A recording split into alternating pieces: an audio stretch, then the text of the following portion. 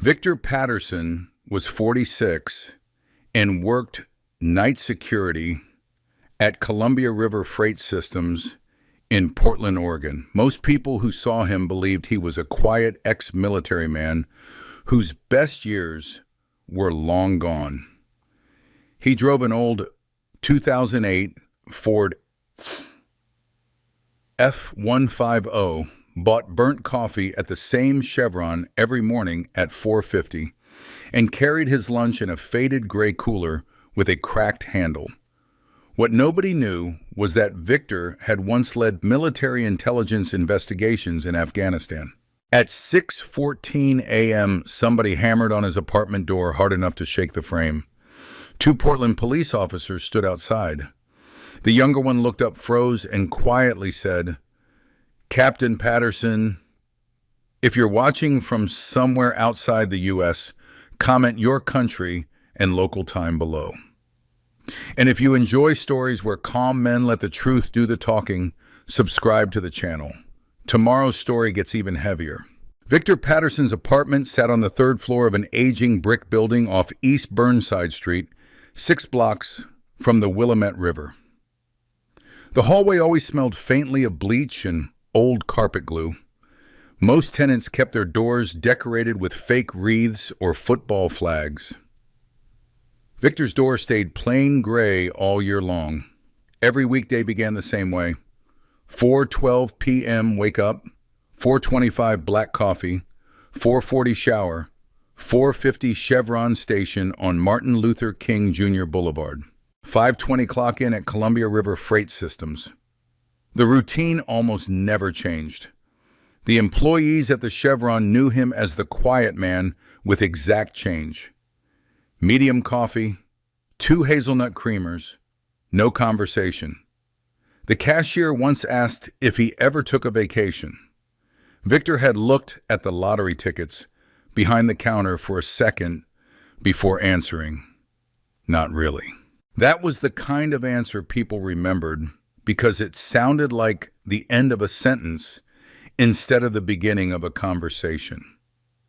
At Columbia River Freight Systems, Victor supervised overnight security for 3 warehouses that handled electronic shipments moving through Portland towards Seattle and Boise.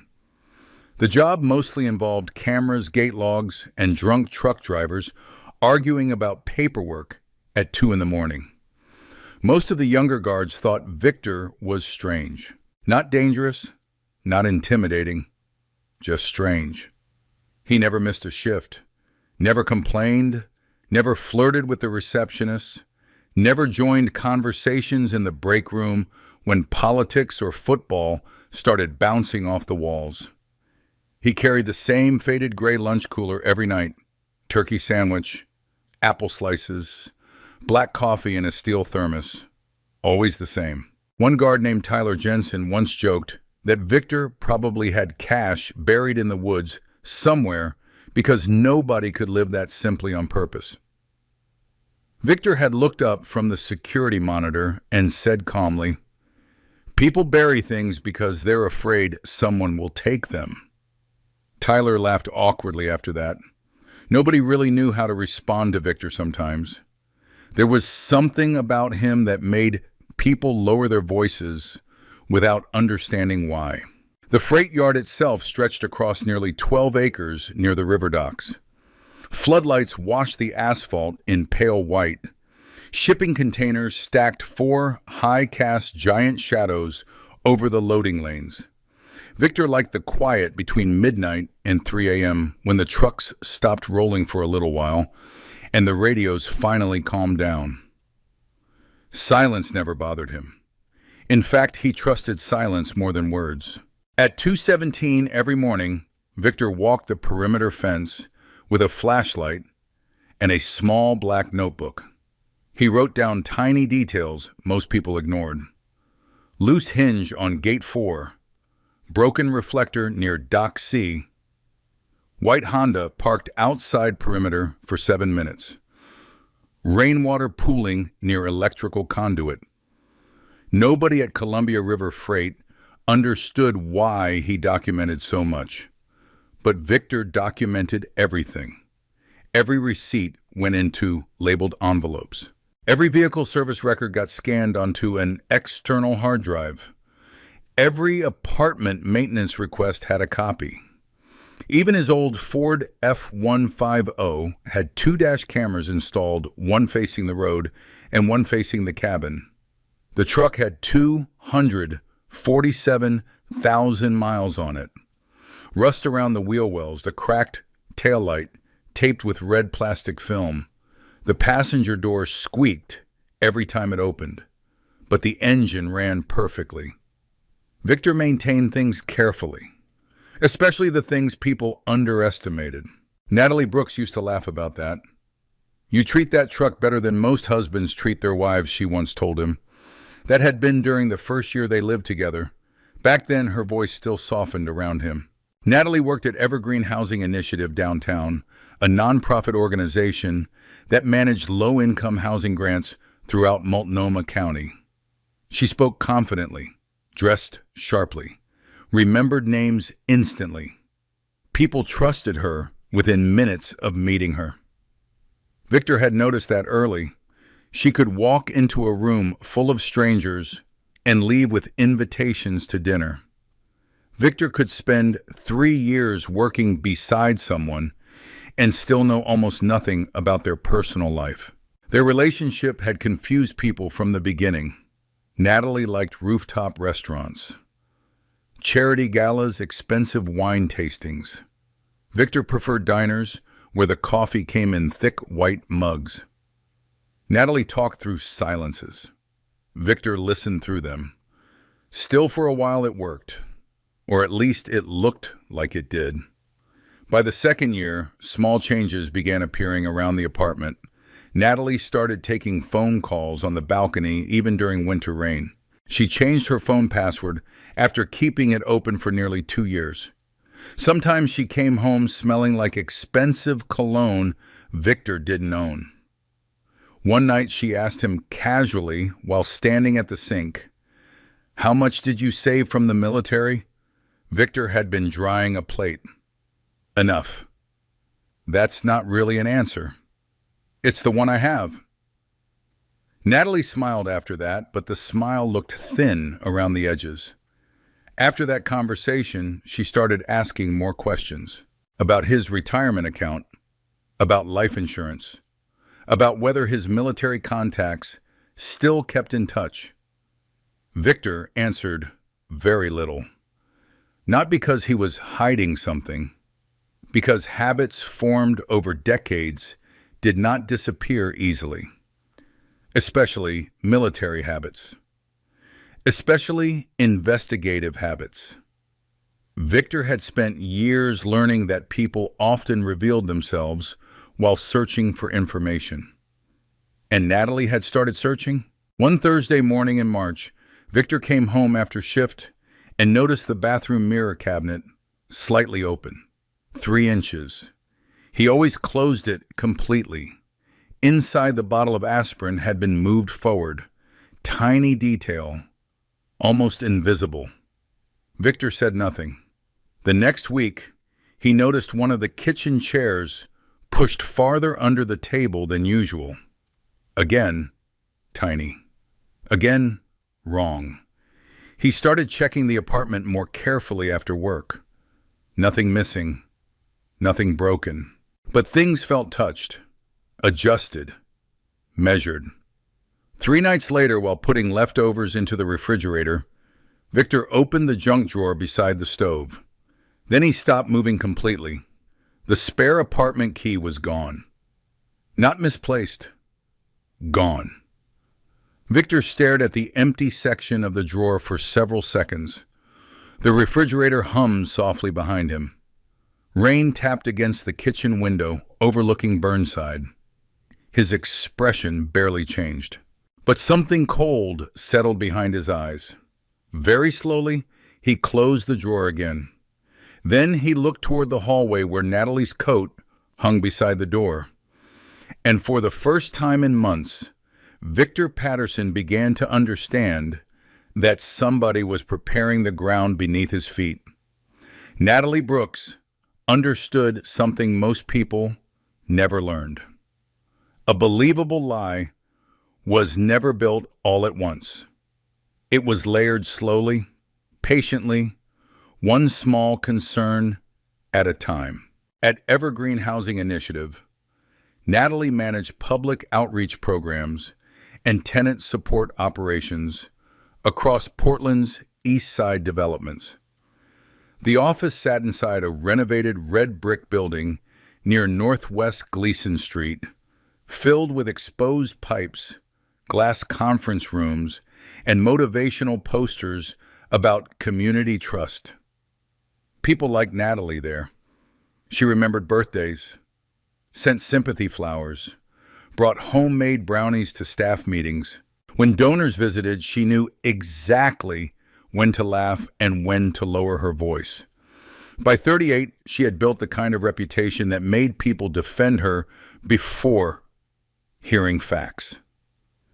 Victor noticed the shift long before he understood the shape of it.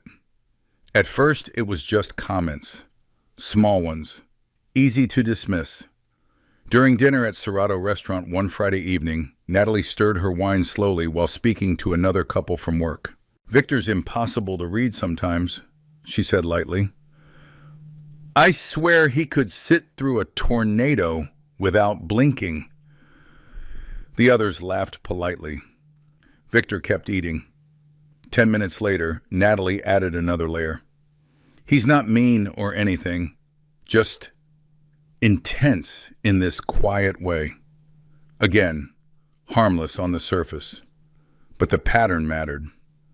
A month later, at a charity fundraiser downtown, Victor overheard Natalie speaking near the valet station while she thought he was still inside. He checks everything she said softly. Doors, windows, receipts. It gets exhausting. Someone asked if she felt safe. Natalie paused before answering. That pause did more work than words ever could. Victor noticed it immediately. She wanted people to fill the silence themselves. That was smarter than making direct accusations. Victor drove home quietly that night through steady Portland rain, wipers clicking every 4 seconds. Natalie sat in the passenger seat, scrolling her phone while jazz music played low through the speakers. Neither spoke much. The silence between them no longer felt peaceful. It felt measured. 2 weeks later, Victor came home from shift and found Natalie asleep on the couch with her phone against her chest. The screen lit briefly when a message arrived. "Ryan had a great time tonight." Victor looked at the screen for less than 1 second. Then he walked into the kitchen and poured coffee like he had seen nothing. By morning, the message had been deleted. Ryan Mercer worked in your IT at Evergreen Housing. 34. Clean haircut, expensive watches, always smiling too quickly in photographs. Victor had met him twice. The first time Ryan shook his hand while maintaining eye contact slightly too long. The second time Ryan avoided eye contact entirely. Victor trusted the second version more, after that strange details began appearing more often. Natalie started taking photos around the apartment, not vacation photos, specific things, kitchen counters, door locks, the bedroom nightstand. Once Victor walked into the living room and found her photographing a cracked drinking glass near the sink. "What's that for?" he asked. Natalie smiled casually. "Oh, I was showing Amanda how clumsy you are." Victor nodded once. But Amanda did not know them well enough to care about a cracked glass. Another detail. Another thread. One Sunday afternoon, Victor returned from washing his truck at a self-service station near Sandy Boulevard. As he entered the apartment, he heard Natalie arguing quietly on the balcony. "No, not yet," she whispered. Pause. He won't react. That's the problem. Victor stepped inside loudly enough to announce his presence. The conversation ended immediately. Natalie walked back into the apartment, holding her phone against her chest. "Who was that?" Victor asked. "Work." Victor looked at her for a moment. Then he nodded and walked past her toward the hallway closet. He never pushed harder once someone lied. People usually revealed more when left comfortable. That week, Natalie began sleeping farther from him in bed. Small physical distance. Barely noticeable. But Victor noticed everything. Tuesday night, she flinched slightly when he touched her shoulder while passing behind her in the kitchen. The reaction looked practiced. Not dramatic. Controlled enough to appear unconscious. Victor saw it clearly, and that worried him more than anger would have. At Columbia River Freight Systems, rumors started quietly. A guard named Melissa asked Victor one night if everything was okay at home. Victor looked up from the monitor wall. "Why?" Melissa shrugged awkwardly. "I don't know. I heard somebody say your girlfriend's having a rough time." Victor studied her face calmly. She looked embarrassed the moment the words left her mouth. That meant the rumor had already traveled farther than she realized. Victor simply returned to his paperwork. But internally, pieces were beginning to lock together. 3 nights later, he left work at 5:43 a.m. and drove home under low gray clouds hanging over the river. Downtown Portland traffic had not fully started yet. The roads felt hollow. As Victor parked outside the apartment building, he noticed something unusual. Apartment 3, B. Mrs. Alvarez, early 70s, always awake before sunrise. She stood near the mailboxes, holding her small terrier against her chest. Normally, she waved immediately. This morning, she hesitated first. Then she walked toward Victor slowly. "You okay, honey?" she asked carefully. Victor closed the truck door. "Why do you ask?" Mrs. Alvarez shifted uncomfortably. "There were police here yesterday." Victor said nothing. "They asked if I ever heard fighting, and what did you tell them that you're quiet?" Victor nodded once. Mrs. Alvarez lowered her voice. "That girl of yours seemed upset."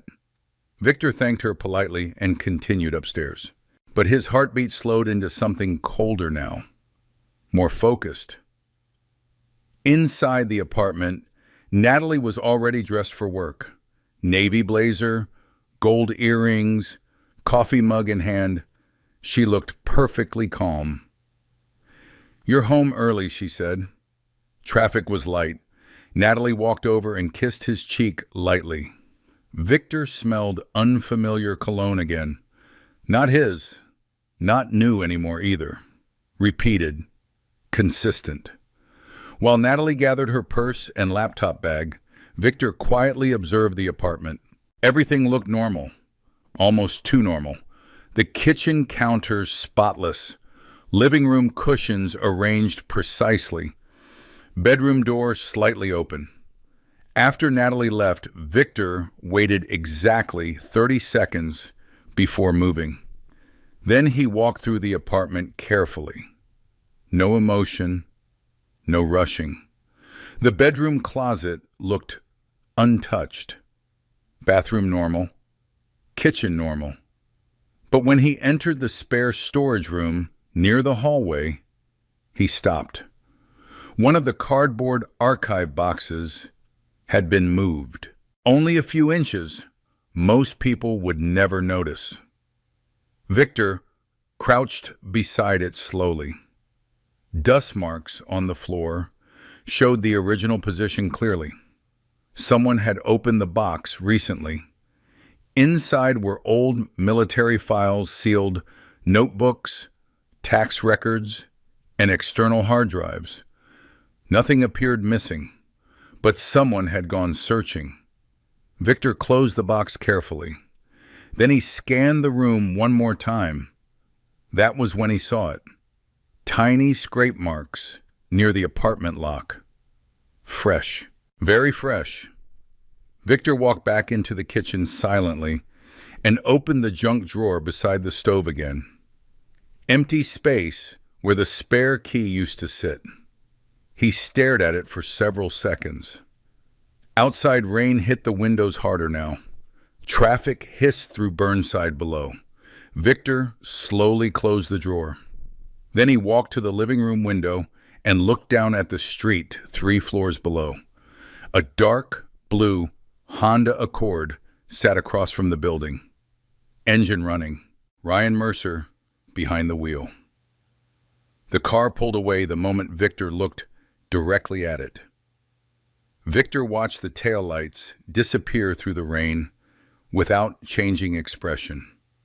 But somewhere deep beneath the calm, an old instinct had fully awakened. And Victor Patterson finally understood this was no longer suspicion. Someone was building a case against him. The pounding on Victor Patterson's apartment door came again. 3 hard strikes, precise, official. Victor stood from the kitchen table without hurry. The digital clock on the microwave read 6:14 a.m.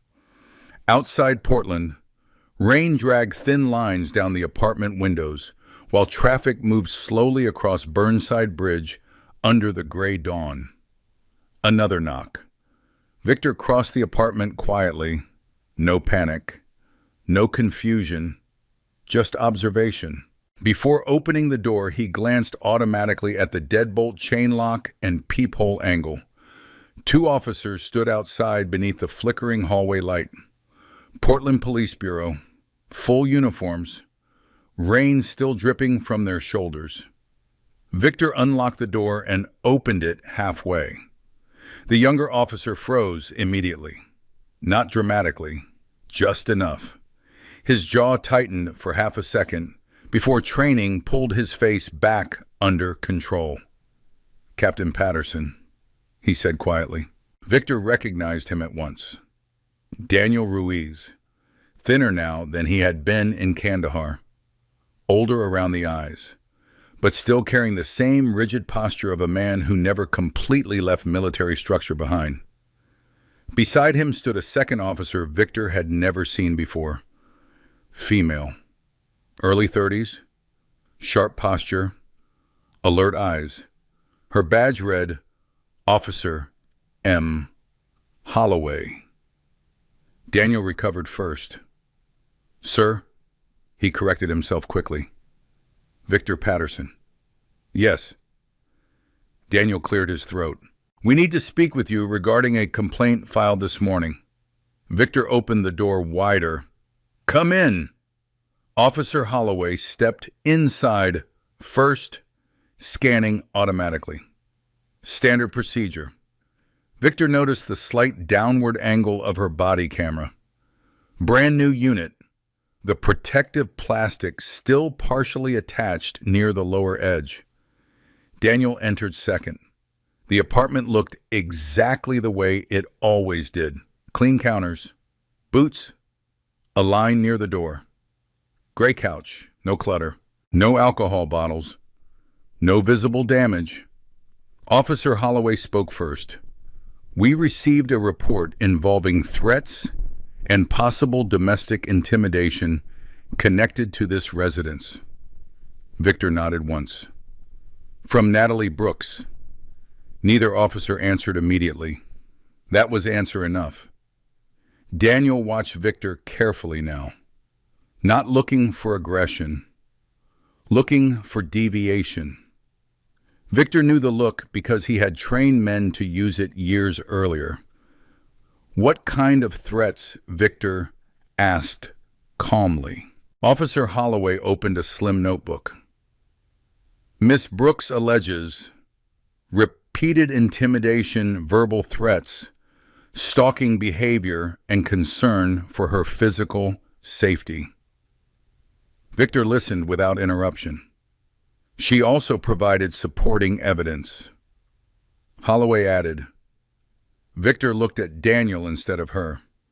Daniel avoided eye contact for a second. That told Victor more than the words did. The evidence looked convincing. "Would you consent to us taking a look around the apartment?" Holloway asked. Victor stepped aside immediately. Yes. No hesitation. No lawyer request. No outrage. That unsettled Holloway slightly. People accused of domestic threats usually did one of two things: explode or collapse. Victor did neither. As the officers moved through the apartment, Victor quietly observed details. Evidence bags already prepared. Search limited, but targeted. That meant Natalie had given them very specific information. Kitchen first, bedroom second, storage room last. Interesting order. Victor filed that away silently. Officer Holloway opened drawers carefully, while Daniel remained mostly near the living room area. Not passive, watching. Always watching Victor.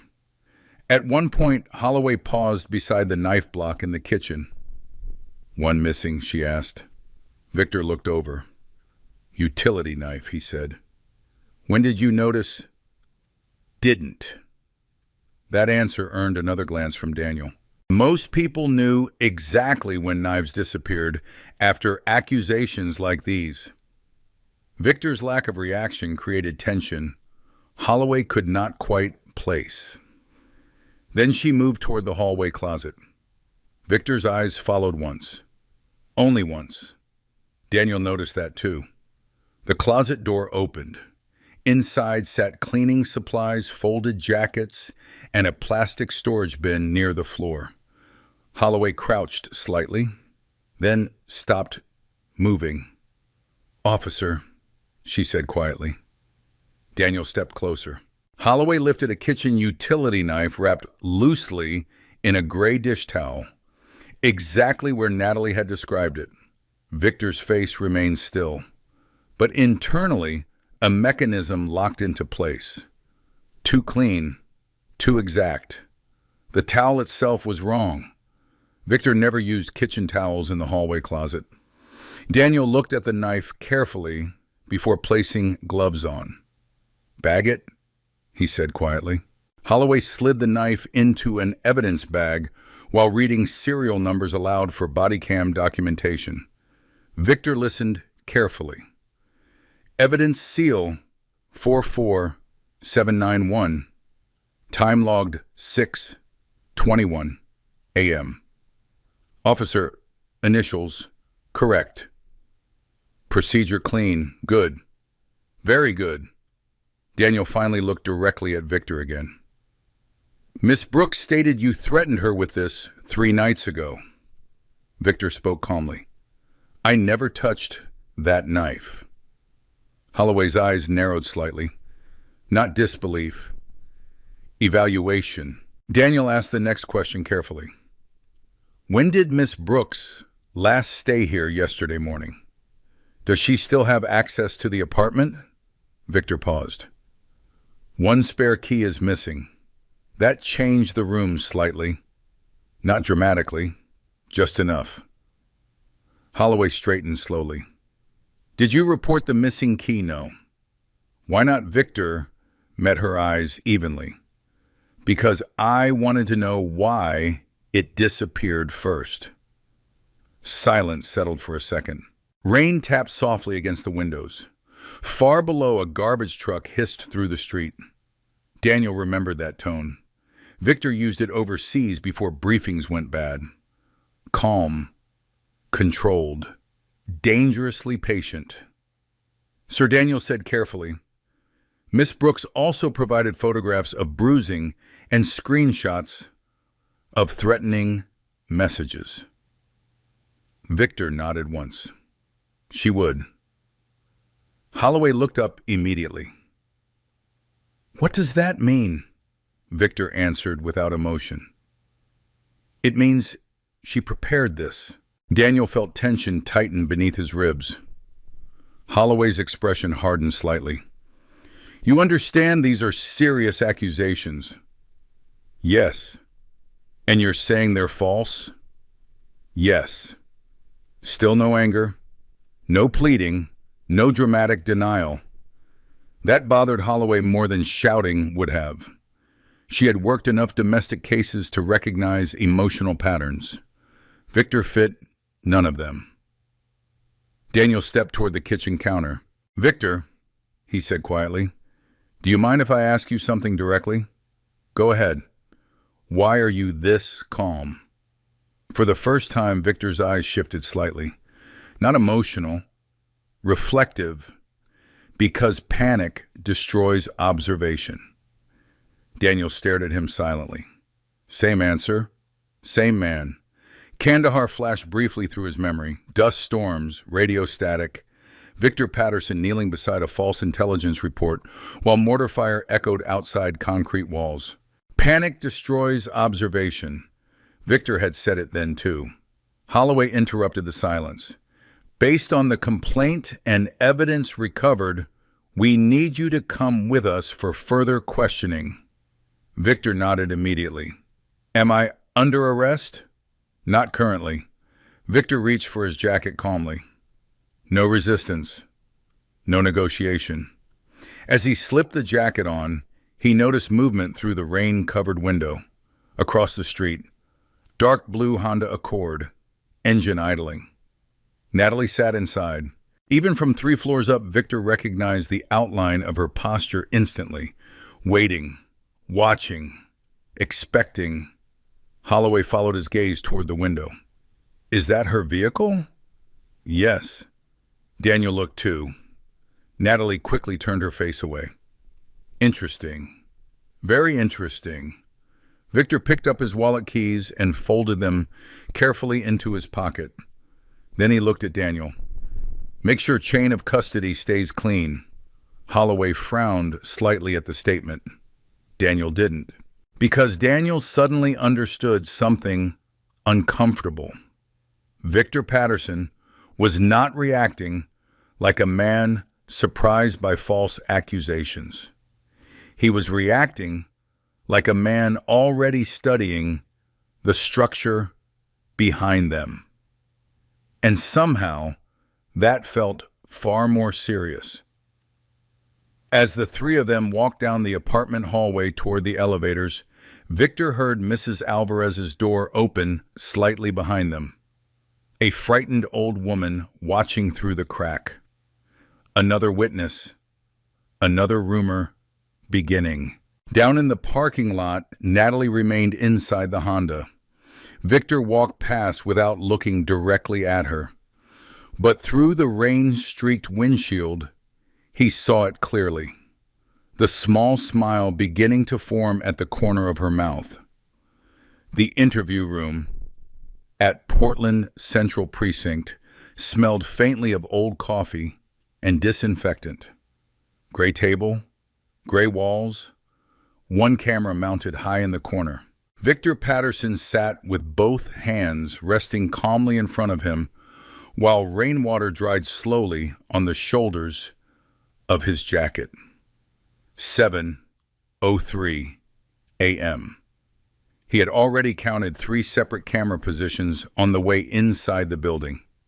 One near intake, one above the west hallway, one outside interview room C. The placement told him something useful. This was still preliminary, not arrest level yet. Officer Megan Holloway entered first, carrying a slim case file. Daniel Ruiz followed several seconds later, holding 2 paper coffee cups from the vending machine downstairs. Daniel placed one in front of Victor. Victor nodded once, but did not drink it. Holloway sat across from him and opened the file immediately. "No attorney?" she asked. Victor looked at her evenly. "Not yet. You understand that would probably be smart." "Yes." "Then why wait?" Victor glanced briefly toward the observation mirror on the wall. "Because I'd rather hear the full allegation first." Again, that answer unsettled her slightly. Most people interrupted constantly during accusations. Victor listened instead. Holloway opened the file. "Miss Brooks alleges escalating intimidation Over the last 4 months, she began. She claims you monitored her movements, threatened her verbally, and implied physical harm on multiple occasions. Victor remained silent. She also states you followed her to work twice in March. No. Holloway flipped pages. She provided screenshots of text messages sent from your phone number. Victor finally spoke. Show me timestamps. Holloway slid printed screenshots across the table. Victor studied them carefully, not emotionally, technically. Daniel watched him the entire time. Victor's eyes moved left to right, slowly pausing on details most people would miss. Signal strength icon, battery percentage, message spacing, then timestamps. Victor leaned back slightly. These were edited. Holloway folded her arms. You can tell that from one glance. Yes. How Victor pointed calmly. The spacing between message bubbles changes twice. Font rendering shifts near the timestamps. Compression artifacts don't match the rest of the image. Holloway frowned slightly and looked at Daniel. Daniel said nothing. Because Victor was right. Even from across the table, Daniel could now see the inconsistencies. Victor pushed the papers back gently.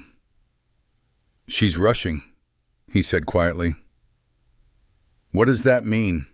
Holloway asked. Victor met her eyes. It means whoever built this expected emotion to carry the evidence farther than the details. Silence settled briefly. Daniel finally sat down beside Holloway. Victor, he said carefully, did you ever threaten Natalie Brooks? In any way, no.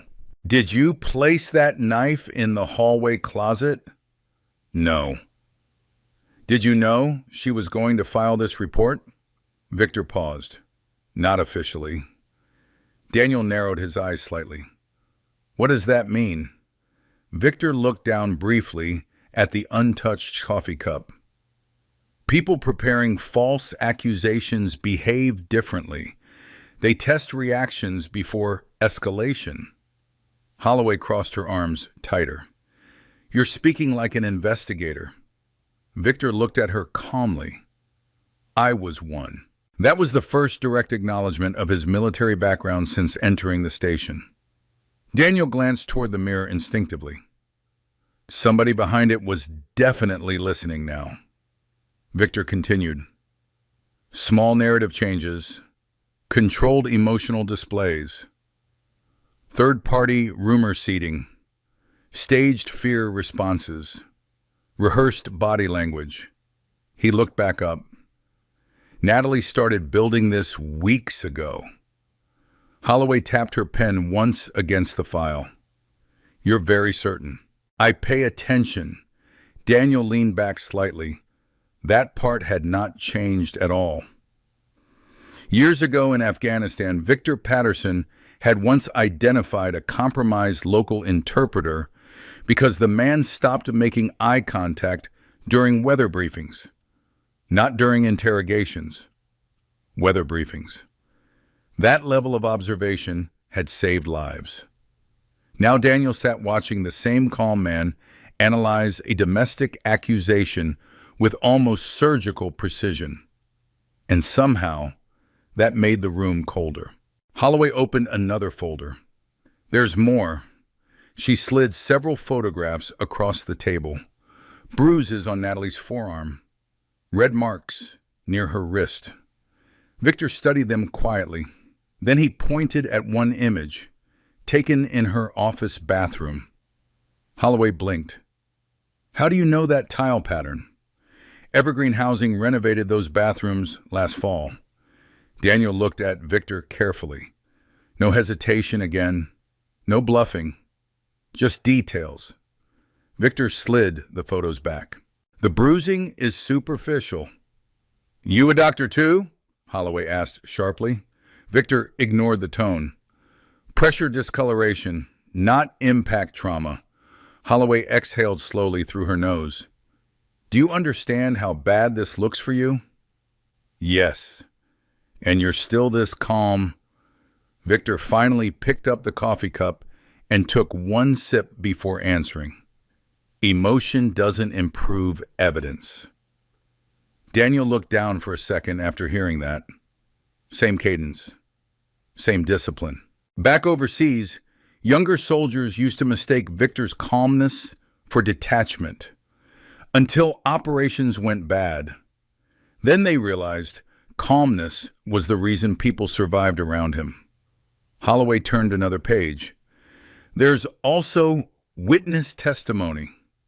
Victor's eyes lifted slightly. From Ryan Mercer. That landed harder than anything else so far. Not visibly. But Daniel noticed the subtle shift immediately. Victor had expected Natalie. Expected evidence. Expected manipulation. Ryan's direct involvement confirmed something deeper. Holloway noticed it too. You know him. Yes. How he works with Natalie, you ever threaten him? No. Ever confront him? No. Daniel leaned forward now. Victor, if there's something happening between them, now would be a good time to say it. Victor looked at him calmly. There's no value in guessing without proof. Holloway gave a short, disbelieving laugh. That's your response, yes. She stared at him for several seconds. You know, most people would be furious right now. Victor answered quietly. Most people aren't being framed by someone patient. The room went silent again. Daniel felt it this time. Not suspicion. Pattern recognition. Victor already believed this entire thing had structure behind it, and Daniel was beginning to believe him. A knock came at the interview room door. Another officer stepped halfway inside. Ruiz. Daniel stood and stepped into the hallway. The door closed behind him. Victor remained seated without moving. Holloway studied him for a long moment. You really don't scare easy, do you? Victor looked toward the camera in the corner. I learned a long time ago that panic makes people useful to liars. Outside in the hallway, Daniel listened while Sergeant Collins spoke quietly. We ran the timestamps. Daniel's eyes narrowed. And they don't line up. How bad? 2 messages were supposedly sent while Patterson badged into Columbia River Freight. Daniel looked toward the interview room door. You verified twice. Daniel rubbed a hand across his jaw slowly. That changed things. A lot. What about the knife? Still processing. Daniel nodded once. Then another thought hit him. Who collected the digital evidence from Brooks Patrol intake? Daniel's expression darkened slightly. Chain of custody on digital screenshots was notoriously fragile, especially manipulated ones. Inside the room, Holloway finally closed the file. Can I ask you something unofficially? Victor nodded slightly. Why stay with someone if you thought she was doing this? Victor took another sip of coffee because, unlike the others, Holloway's question contained genuine confusion instead of accusation. Victor answered after a long pause. Because certainty matters. Holloway frowned slightly. You needed proof. Yes. And now Victor looked toward the rain-streaked window beside the observation mirror. Now I know. The door opened again. Daniel stepped back inside, carrying a thinner folder now, instead of the original case file. His expression had changed. Subtly. But enough. Victor noticed immediately. Daniel sat down slowly. Then he looked directly at Victor Patterson for the first time since the apartment search. Not like a suspect. Like a man recalculating a battlefield. There's a problem with the timestamps, Daniel said quietly. Victor nodded once. I figured there would be. Holloway looked sharply between them. Daniel opened the folder. And for the first time that morning, the direction of the investigation began to shift. By 9:40 that morning, rain clouds had settled low over downtown Portland like concrete pressed against the sky. Victor Patterson sat alone in interview room C while the precinct slowly changed around him. Morning shift officers rotated in. Phones rang harder. Coffee smell thickened. Outside the narrow wired glass window in the hallway, detectives moved faster now than they had 2 hours earlier. The case was no longer simple. That was obvious. Victor remained still in his chair, hands folded loosely, eyes occasionally lifting toward the camera in the upper corner. Waiting never bothered him. Military life had burned that weakness out of him years ago. Especially Afghanistan. Especially Kandahar. Especially the investigations. At 9:52, the interview room door opened again. A woman entered carrying a dark leather portfolio and a rain-speckled navy coat folded over one arm. Mid-40s.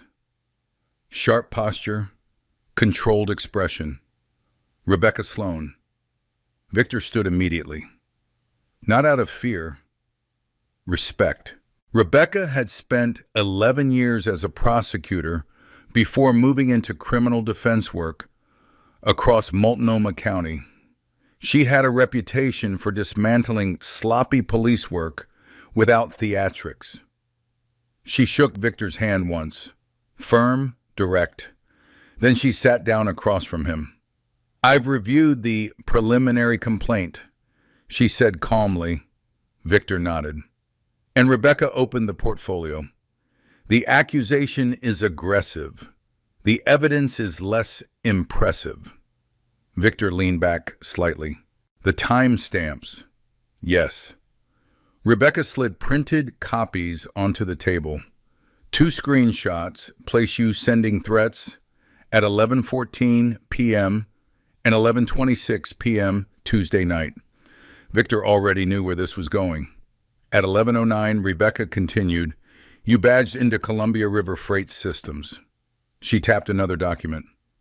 At 11:31, you appear on Warehouse C surveillance. Victor remained silent. Rebecca studied him for a second. "You're not surprised?" "No." "You suspected fabrication early?" "Yes." Rebecca nodded slowly. "I can see why." There was no admiration in her tone, only professional recognition. The kind investigators gave each other when they spotted disciplined thinking. Rebecca continued flipping pages. "The knife concerns me less than the digital evidence." "Why, because planted physical evidence is risky." She tapped the screenshots again. "Manipulated digital evidence usually means the person got confident." Victor looked at the papers carefully. "She rushed." Rebecca looked up sharply. "That's exactly what I thought." The interview room door opened again. Daniel Ruiz stepped inside carrying another file box. His expression looked more strained now. Not emotionally, operationally, like a man realizing he had walked into something larger than the initial briefing suggested. Rebecca stood and introduced herself quickly. Daniel nodded. "I know your work." "That usually means either gratitude or resentment," Rebecca replied.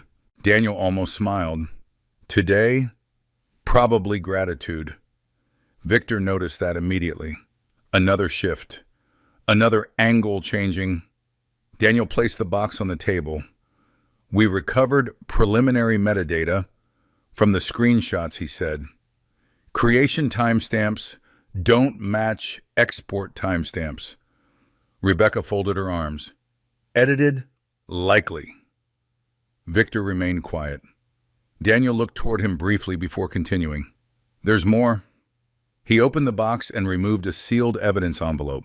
"Fingerprints from the knife are still processing," he said, "but the towel used to wrap it came back clean." Rebecca frowned slightly. "Too clean." Daniel nodded once. No kitchen residue, no detergent transfer, almost untouched. Victor finally spoke. Bought recently. Daniel looked at him. That's our guess, too. Rebecca studied Victor carefully now. Most clients panicked once evidence appeared. Victor analyzed structure instead. That made her curious. Daniel pulled another document free. We also checked building access at your apartment. Victor's eyes lifted slightly. Maintenance logs. Electronic entry records. Now Rebecca leaned forward, and Daniel hesitated briefly. Your apartment door opened at 1:13 a.m. Wednesday morning. Victor said nothing. You were already clocked in at Columbia River Freight by then. Rebecca's expression sharpened instantly. Who had access? Daniel answered carefully. We're still verifying. Victor already knew. Natalie. Possibly Ryan too. But assumptions were dangerous without chain-backed proof. Rebecca noticed Victor's silence. You already expected that too. Yes. Why? Victor looked down briefly at the table. Because people staging evidence usually test access before deployment. Daniel exhaled slowly through his nose. Same language. Deployment. Structure. Victor spoke about the accusation like a counterintelligence operation. And the uncomfortable part was that the logic fit perfectly. Rebecca closed the folder slowly. Victor, she said, I need complete honesty now. Is there anything in your apartment that could be interpreted badly? Number firearms lock storage outside the residence. Registered. Old military material. Yes? Daniel looked up. What kind, Victor?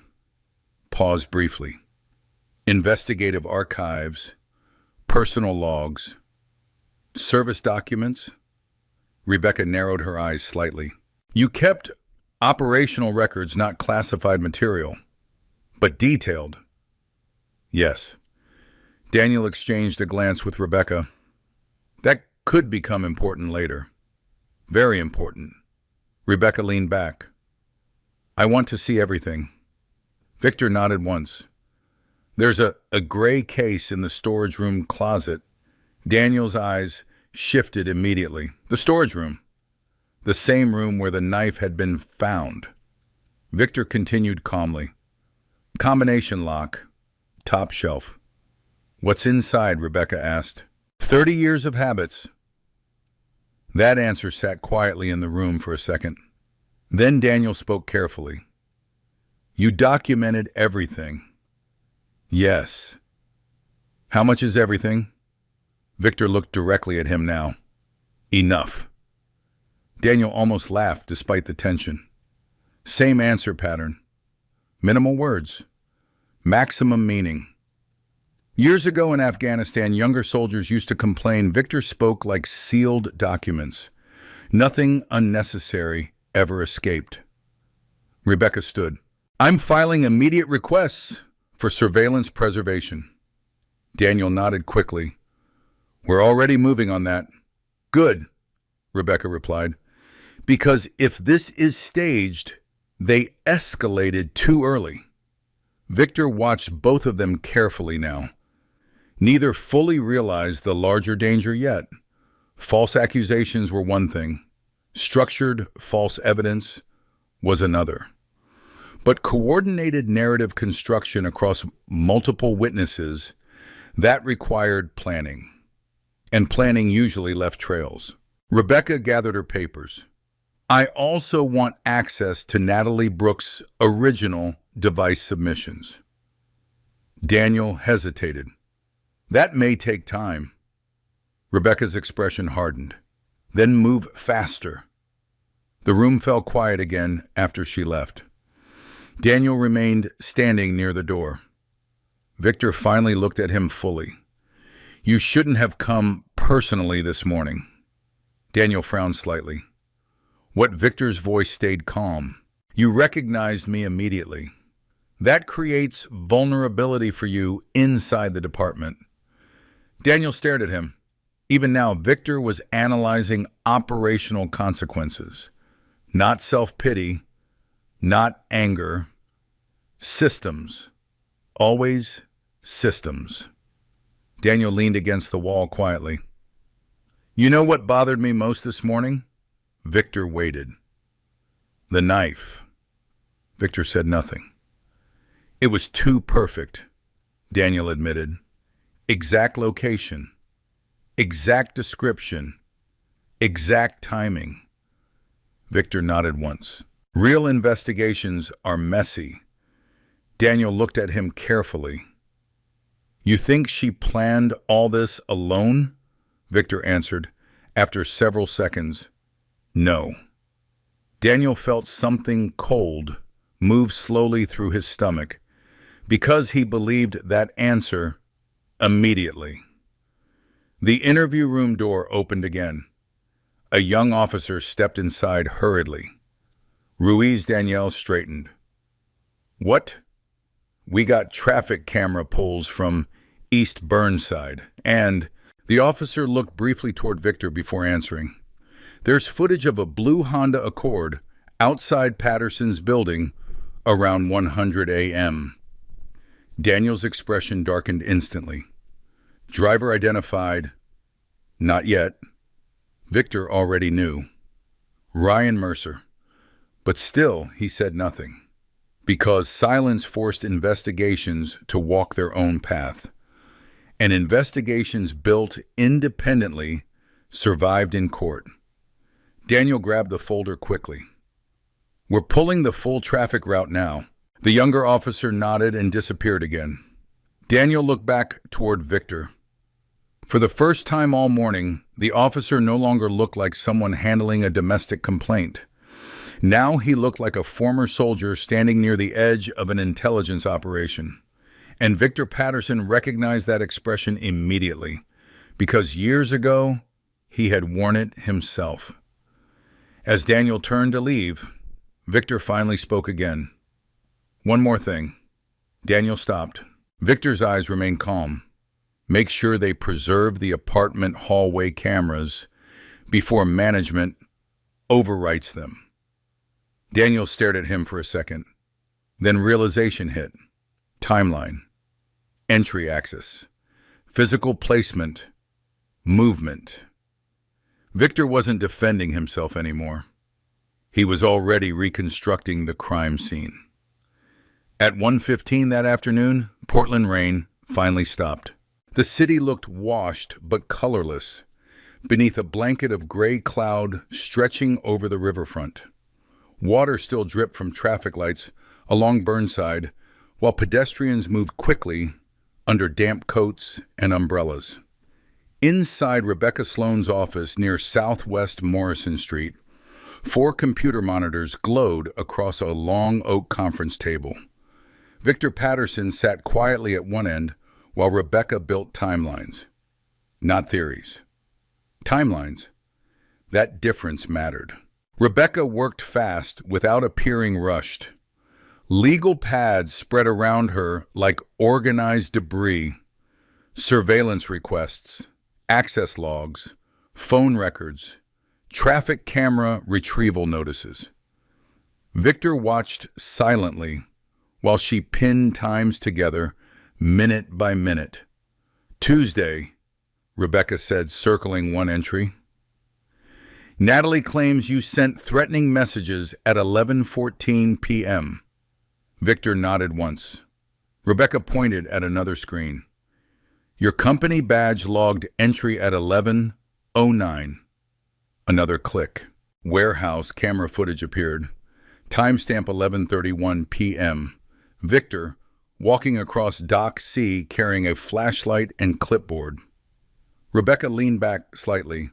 Whoever fabricated the screenshots underestimated how much tracking exists in modern infrastructure.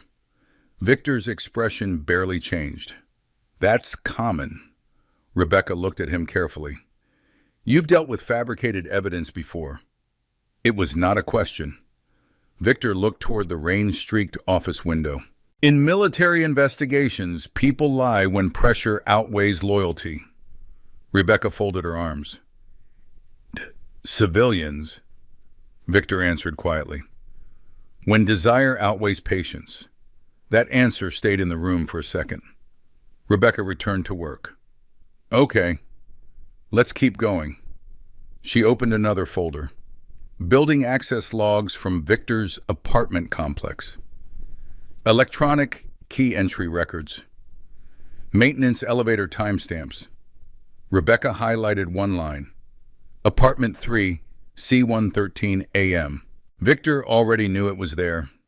The building manager confirmed only 3 active keys existed, Rebecca said. Yours. Natalie's. Maintenance master. Victor remained silent. Rebecca studied him again. You think she used the spare key? Yes. You sound very certain. Victor looked at the screen calmly. Because forced entry would create unpredictability. Rebecca almost smiled. You really do think like an investigator. Victor said nothing. He had spent years learning that certainty only mattered when supported by systems. Emotion made witnesses unreliable. Systems did not care about emotions. Rebecca opened another video file. Parking garage surveillance from a fuel station near Southeast Grand Avenue. A dark blue Honda Accord appeared on screen. Timestamp 12:41 a.m. Ryan Mercer stepped out wearing a black rain jacket. Victor watched carefully. Ryan looked nervous even on silent video. Fast movements. Checking surroundings repeatedly. Rebecca paused the frame. Interesting thing here, she said. Victor waited. He bought latex gloves. Victor's eyes narrowed slightly for the first time all day. Not emotionally, operationally. Rebecca zoomed farther. Receipt timestamp, 12:43 a.m. 3 hours before police found the knife, she said quietly. Victor leaned back in his chair slowly, another layer collapsing. Rebecca stood and walked toward the office coffee machine. You know what bothers me? She asked while pouring coffee. Victor remained quiet. This doesn't feel impulsive. It wasn't. Rebecca looked over her shoulder. You really think she planned all of this? Victor answered after several seconds. Natalie builds narratives socially before acting structurally. Rebecca stared at him. That's oddly specific. She wanted witnesses emotionally prepared before evidence appeared. Rebecca walked back, holding 2 mugs. Meaning, Victor accepted the coffee but didn't drink it. People accept accusations faster when they've already absorbed smaller versions emotionally. Rebecca sat slowly. You noticed her doing that? Yes. With co-workers? Yes. Neighbors too? Yes. Rebecca shook her head once under her breath. That's disciplined. Victor finally looked directly at her. So is framing someone successfully. The office went quiet again. Outside traffic hissed across wet streets below. Rebecca turned back toward the monitors. Daniel Ruiz sent something else. She opened a compressed evidence folder. Apartment, hallway surveillance. Low-resolution footage from Victor's building. Timestamp, 1:11 a.m. A hooded figure entered the 3rd floor hallway carrying something rectangular beneath one arm. Rebecca enlarged the image carefully. Victor watched without moving. The figure paused near apartment 3C, used a key, entered. Timestamp 1:13 a.m. Rebecca froze the frame. Height matches. Natalie, she said quietly. Victor noticed more. The left shoulder tilt, same walking cadence, same slight outward angle of the right foot. Natalie, no question. Rebecca played the footage forward. 7 minutes later, the figure exited carrying nothing. Victor's eyes shifted toward the hallway timestamp again. 7 minutes. Enough time to place the knife. Enough time to manipulate the apartment. Enough time to reinforce the narrative. Rebecca muted the video completely. She thought nobody would check secondary systems, she said. Victor answered calmly. Most people don't. A notification sounded from Rebecca's laptop. New incoming file. Traffic camera retrieval. Daniel Ruiz. Rebecca opened it immediately. East Burnside intersection footage. Timestamp 1:28 a.m. The same Honda Accord rolled through the intersection 3 blocks from Victor's apartment. Driver visible for 2 seconds beneath passing streetlights. Ryan Mercer, clear enough to identify. Rebecca exhaled slowly. Well, Victor remained expressionless. Rebecca looked at him carefully now. You're still not angry. Victor stared at the monitor. Anger changes nothing. Most men would want revenge. Victor answered quietly.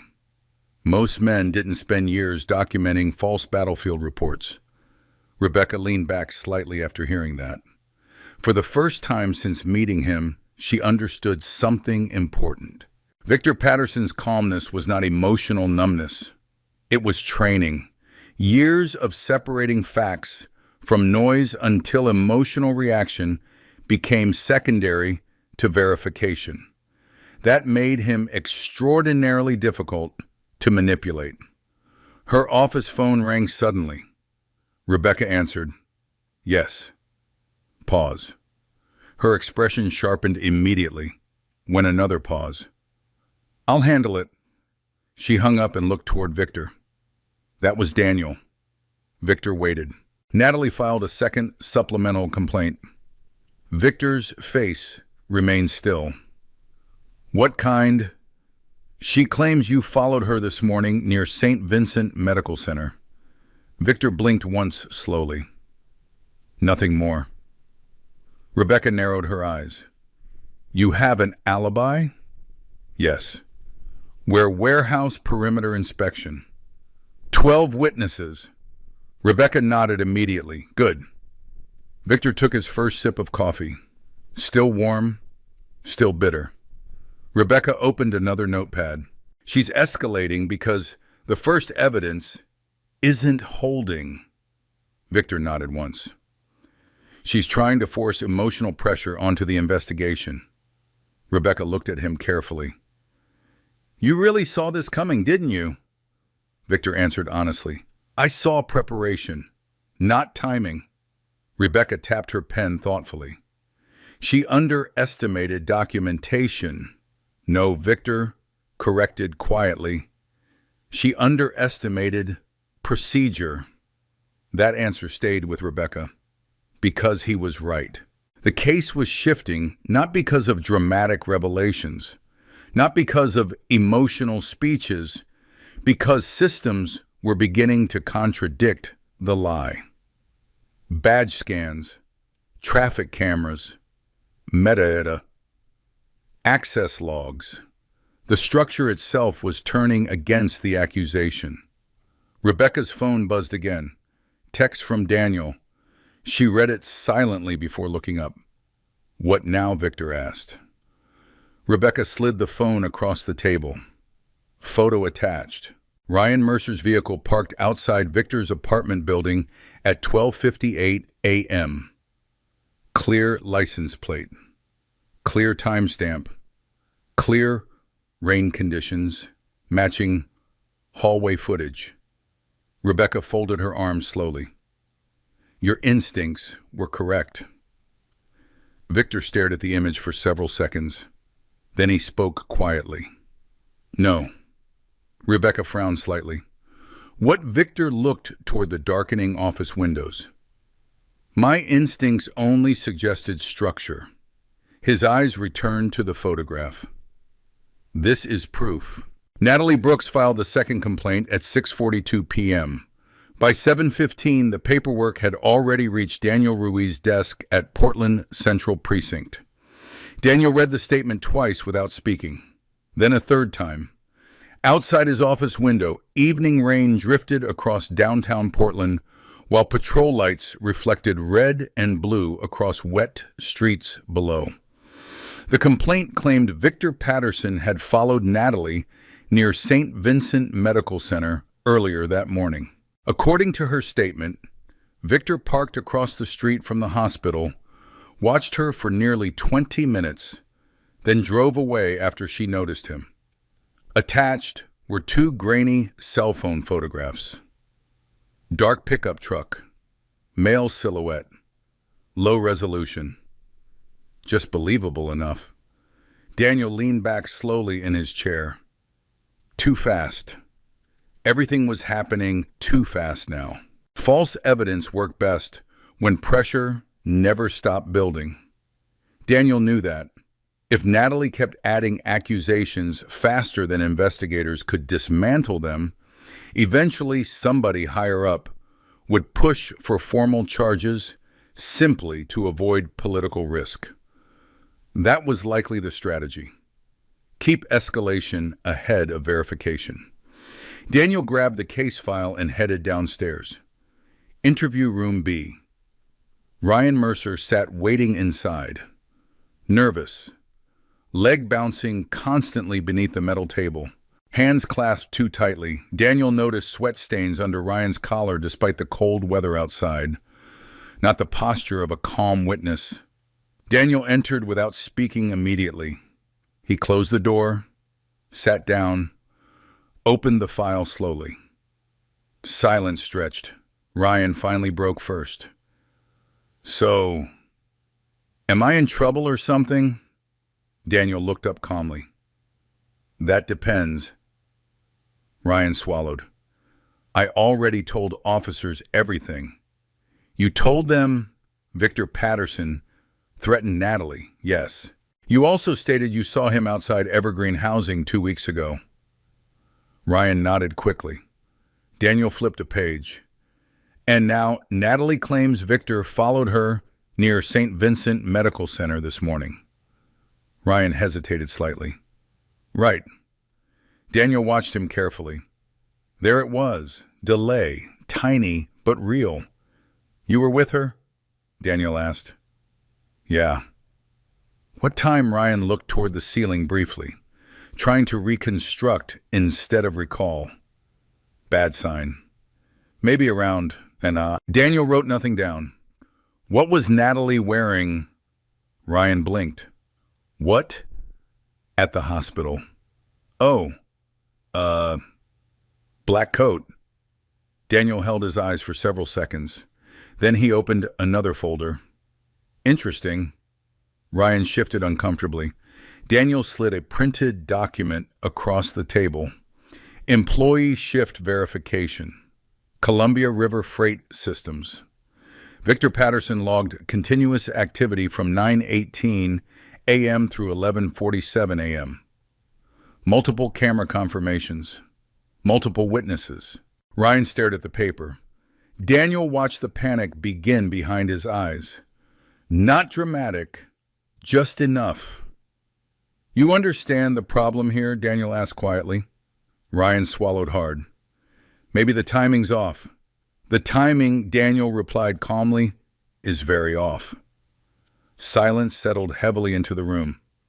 Ryan rubbed his palms against his jeans. Daniel noticed something else too. Ryan never once asked to see the evidence himself, because people lying about coordinated stories already knew what the fabricated evidence looked like. Daniel leaned back slowly. Ryan. Yeah. You ever serve in the military? Ryan frowned slightly. No. Daniel nodded once. Then let me explain something. He folded his hands together. Real pressure doesn't usually make disciplined people panic. His eyes stayed fixed on Ryan. It makes careless people rush. Ryan said nothing. Daniel continued, and rushing creates mistakes. Across town, Victor Patterson sat inside Rebecca Sloane's office, watching traffic move below the rain-streaked windows. The city had turned dark early beneath heavy clouds. Rebecca stood beside a whiteboard covered in timelines, photographs, and printed metadata reports. "Here's what bothers me most," she said. Victor looked up. "She keeps escalating after every contradiction." Victor nodded slightly. "She thinks pressure can outrun procedure." Rebecca circled a timestamp. "That only works temporarily." Victor remained silent. Rebecca looked toward him. "You know what this reminds me of?"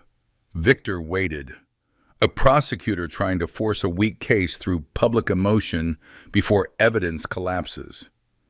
Victor stared quietly at the board. "Natalie understands social pressure very well." Rebecca crossed her arms. "You sound almost impressed." Victor answered honestly. "She's disciplined." That was true. Natalie had not built random accusations. She built emotional infrastructure first. Friends, co-workers, neighbors, social assumptions, fear cues, then evidence, then escalation. Most false accusers failed because they moved emotionally. Natalie moved structurally. That made her dangerous. Rebecca's phone buzzed again. "Daniel." She answered immediately. "What happened?" Pause. Her expression sharpened. "How bad?" Another pause. "I'll tell him." She hung up slowly. "Ryan's cracking," she said. Victor showed no visible reaction. Daniel pushed timeline inconsistencies. Ryan started changing details. Victor nodded once. Expected. Rebecca walked back toward the table. "There's something else." She slid another photograph across to him. Traffic camera image.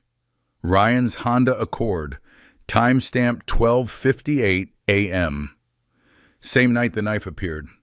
Victor studied it quietly. Then his eyes moved to the passenger seat. Rebecca noticed. What Victor pointed calmly. Laptop bag. Rebecca leaned closer. Dark leather satchel partially visible beside Ryan. She frowned slightly. So Victor's voice remained even. "Ryan works in IT." Rebecca's eyes narrowed immediately. Digital manipulation, metadata editing, screenshot fabrication. Now the structure aligned more clearly. Rebecca grabbed another legal pad. If Ryan handled the fabricated screenshots, he becomes operationally necessary. Victor finished. Rebecca stared at him for a second. Operationally necessary. Again, the military language slipped through naturally. Not dramatic. Habitual. Victor continued quietly. Natalie needed someone technically capable, but emotionally dependent. Rebecca sat slowly. "You really think she manipulated him too?" Victor answered after a pause. "Yes." "Why?" "Because Ryan panics under pressure." Rebecca considered that. True. Everything Daniel described suggested exactly that. Victor looked toward the rain outside. Natalie wouldn't trust someone stable with something this risky. At 9:08 p.m., Daniel Ruiz arrived personally at Rebecca's office. He entered carrying another evidence folder and looked more exhausted than before. Not physically, mentally, the kind of exhaustion that came from realizing an investigation had crossed invisible lines. Rebecca closed the office door behind him. "Well," Daniel tossed the folder gently onto the conference table. "We pulled Ryan's cell location data." Victor already understood the answer before hearing it. Daniel opened the file. His phone pinged 3 blocks from Victor's apartment at 12:52 a.m. Rebecca exhaled quietly. Daniel continued. Then again, at 1:31 near East Burnside. Victor looked toward the timestamps carefully. Entry, exit, movement pattern, structured. Rebecca rubbed her forehead. This is getting ugly. Daniel nodded. There's more. He slid another photograph free. Convenience store security footage. Ryan buying latex gloves and duct tape. Time-stamped. Clear face. Clear receipt. Daniel looked directly at Victor now. You were right. Victor remained still. Daniel continued quietly. She's building incidents faster every time we contradict her. Victor finally spoke. That means she's losing control of the timeline. Daniel stared at him. Most suspects reacted emotionally when evidence cleared them. Victor reacted analytically, always analytically. Rebecca leaned against the desk. So what happens next? Daniel answered immediately. We go deeper. Victor looked toward him carefully. How deep? Daniel hesitated, then finally said it. We subpoena Natalie's original devices. The room fell quiet, because everybody understood what that meant. If the digital forensics confirmed manipulation, this stopped being a domestic accusation case. It became conspiracy, evidence tampering, false reporting, potential fraud. Daniel looked at Victor carefully. You know something strange, Victor waited. The entire time I've known you, Daniel shook his head slightly, I've never seen you look surprised. Victor stared toward the city lights beyond the rain, then answered quietly. People rarely surprise me. A long silence followed. Then Daniel opened the final folder. Inside sat printed screenshots from Natalie's newest complaint. Rebecca examined them first, then slowly looked up. She made another mistake. Daniel nodded once. Victor waited. Rebecca turned the page toward him. The metadata embedded in Natalie's newest photo had not been stripped correctly. GPS coordinates remained attached. Not St. Vincent Medical Center. Not even close. The photograph had been taken 3 miles away near Evergreen Housing's parking garage. And for the first time since this began, Victor Patterson saw the investigation finally beginning to turn fully against her. Friday morning arrived cold and windless over Portland. The rain had finally stopped during the night, leaving the streets slick beneath pale gray light.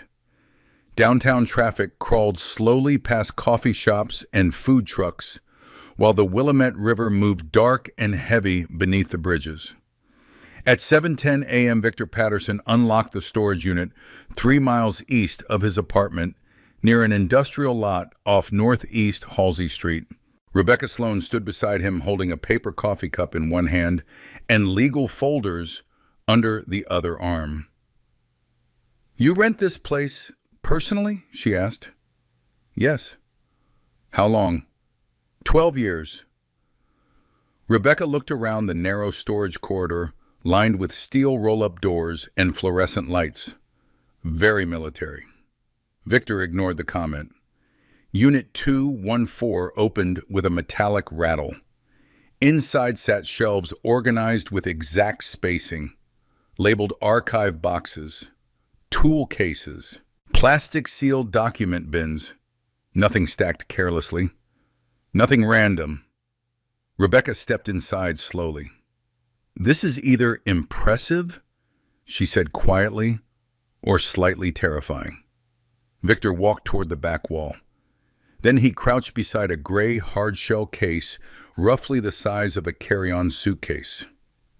Combination lock, minimal scratches, military-grade hinges. Rebecca watched carefully.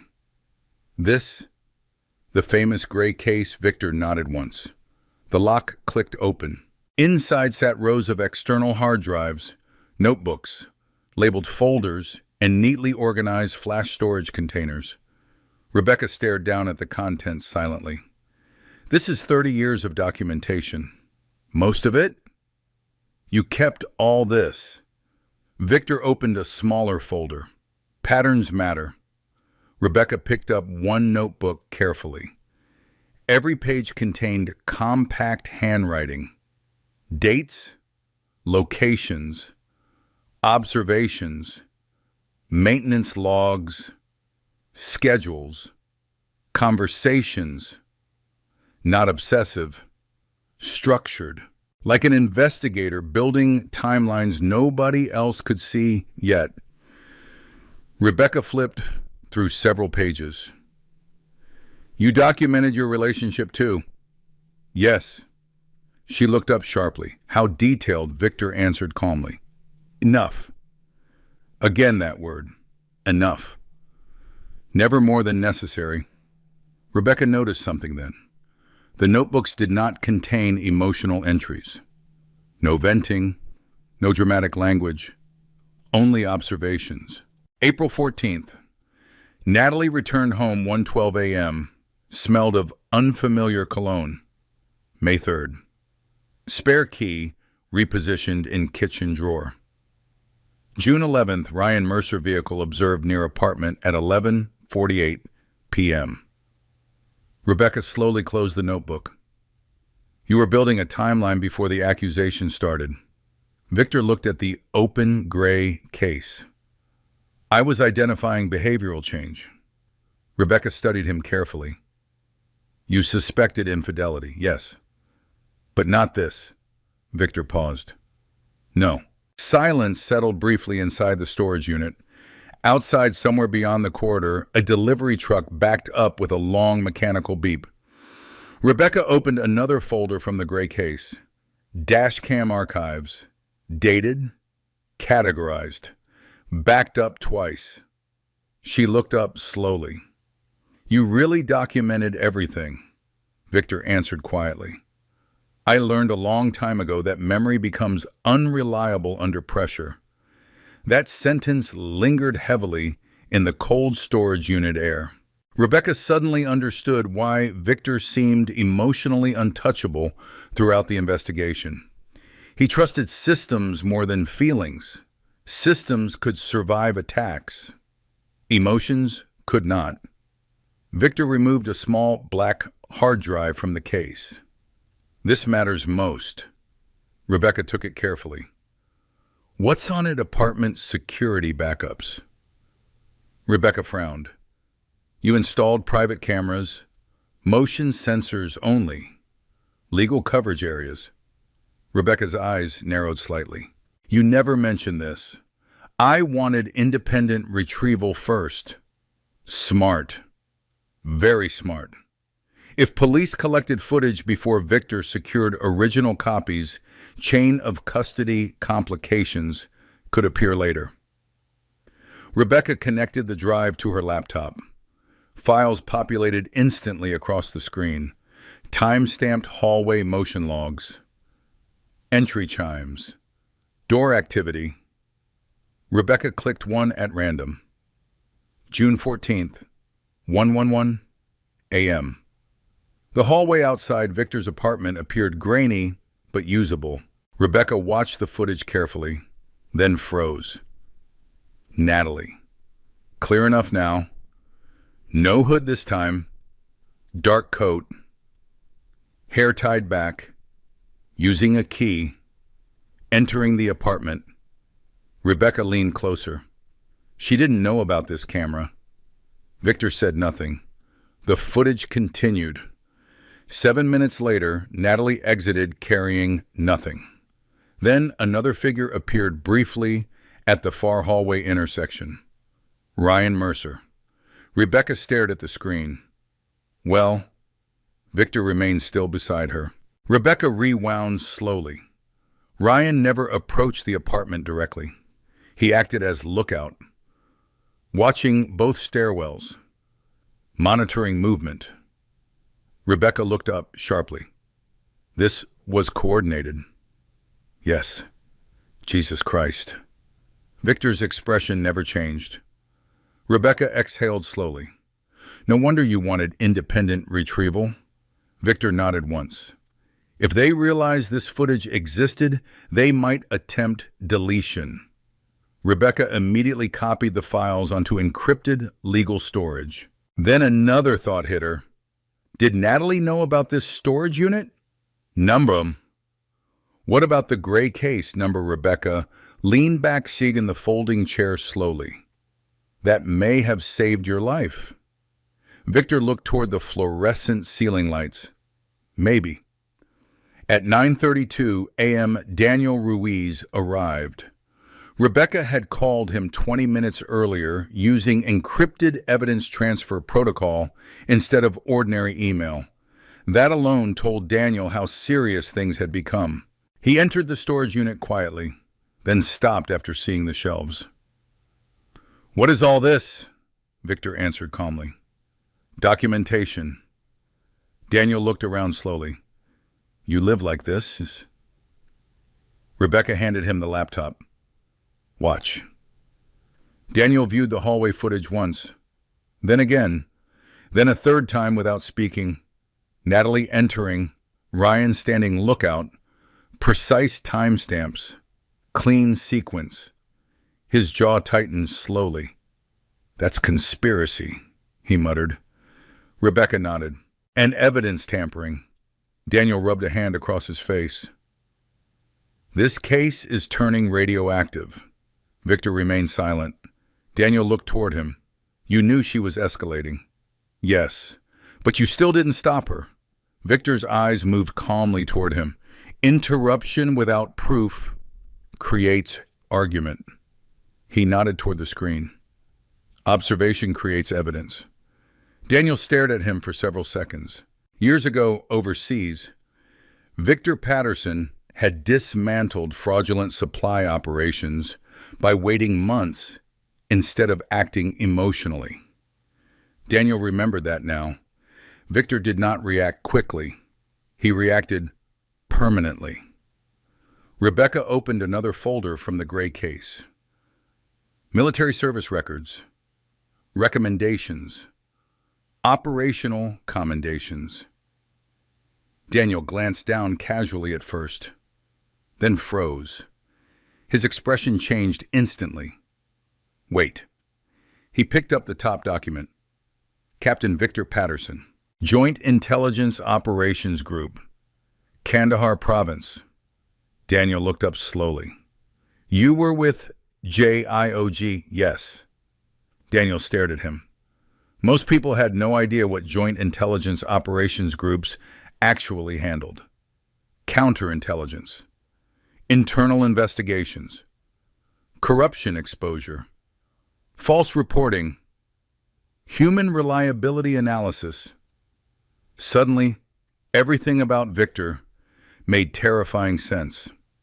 The calmness, the documentation, the pattern recognition. Daniel sat down heavily in the folding chair. "You spent years investigating deception professionally." Victor answered quietly. "Yes." Rebecca looked between them. "You never told me that." Victor looked toward the open case. "It wasn't relevant." Daniel almost laughed under his breath. "It's extremely relevant." Victor remained expressionless. Daniel shook his head slowly. Natalie picked the wrong man to frame. Victor finally looked directly at him. "No." Daniel frowned slightly. What Victor's voice stayed calm. "She picked a man who documents." That answer landed harder than Daniel expected, because it was true. This investigation was not collapsing because Victor was powerful or rich or connected. It was collapsing because structure mattered more than narrative. Rebecca's phone buzzed suddenly, unknown number. She answered carefully. "Yes." Pause. Her expression sharpened instantly. "Who is this?" Another pause. Then silence. The call disconnected. Rebecca slowly lowered the phone. "What Daniel asked." She said one sentence. Victor looked toward her. Rebecca swallowed once. "Tell Victor to stop digging before somebody gets hurt." The storage unit fell completely silent. Daniel's expression darkened immediately. Rebecca looked toward Victor. For the first time since meeting him, she expected visible anger, or fear, or surprise. Victor gave none. He simply closed the gray case slowly, locked it, then stood. And when he finally spoke, his voice became quieter than before, which somehow made it more dangerous. That means they're scared now. The interview room felt colder this time. Not physically, structurally. Natalie Brooks sat alone beneath the fluorescent lights inside interview room 2 at Portland's Central Precinct, while a camera blinked red in the upper corner. 10:18 a.m. Saturday morning. Outside the building downtown, Portland moved slowly through damp gray weather and weak sunlight, pushing through low clouds. Traffic noise drifted faintly through reinforced windows, while officers changed shifts in the hallway beyond the door. Natalie crossed one leg carefully over the other and adjusted the sleeve of her cream-colored coat. Controlled posture, controlled breathing, controlled face. Even now she looked composed. That mattered to her. Across the observation room, Daniel Ruiz stood beside Rebecca Sloan while Detective Laura Bennett reviewed printed evidence folders across a steel table. Victor Patterson remained farther back near the wall. Silent, hands folded loosely, watching. Detective Bennett was in her early 50s, with the tired eyes of someone who had spent decades sorting truth from performance. She did not impress easily, and she especially did not trust emotional symmetry in accusations anymore. "She's good," Bennett muttered quietly while watching Natalie through the glass. Rebecca nodded once. "Yes." Victor said nothing. Bennett opened the first folder. "All right," she said calmly. "We go slow first." Daniel looked toward Victor briefly. Victor's expression never changed. Slow was correct. People protecting lies usually damage themselves when allowed room to keep talking. Inside the interview room, Natalie looked up as Bennett entered carrying a slim case file. "Miss Brooks," Bennett said politely while sitting down. "Thank you for coming in again." Natalie gave a careful nod. "Of course. I just want this resolved." Bennett smiled faintly. "That's what we want too." Natalie folded her hands together neatly. Perfect victim posture. Rebecca noticed it immediately. Nothing excessive, no shaking, no visible hostility, just enough vulnerability to appear believable. Bennett opened the folder slowly. "I'd like to revisit your timeline near St. Vincent Medical Center yesterday morning." Natalie nodded. "Okay. You stated Victor Patterson followed you there around 10 a.m. Yes. And you recognized his truck immediately." Bennett slid a photograph across the table. "Is this the image you submitted?" Natalie looked down. "Yes." Bennett folded her hands. "Interesting thing about digital images." Natalie remained calm. "Okay. They carry metadata." Tiny pause. "Barely visible. But Victor saw it instantly through the observation glass. The first crack." Bennett continued. "The GPS coordinates embedded in this image place it near Evergreen Housing's parking structure." Natalie blinked once, then gave a soft, confused expression. "I don't understand." Bennett slid another document forward. "Additionally, Victor Patterson was documented on shift during the exact period you described." Natalie looked down slowly. "Not panic yet. Recalculation." "She must have the timing wrong," Rebecca murmured quietly behind the glass. Victor nodded once. "Expected." Bennett leaned back slightly. "Maybe, but timing matters." Natalie crossed her arms now. Subtle defensive shift. First emotional deviation all morning. I was under stress.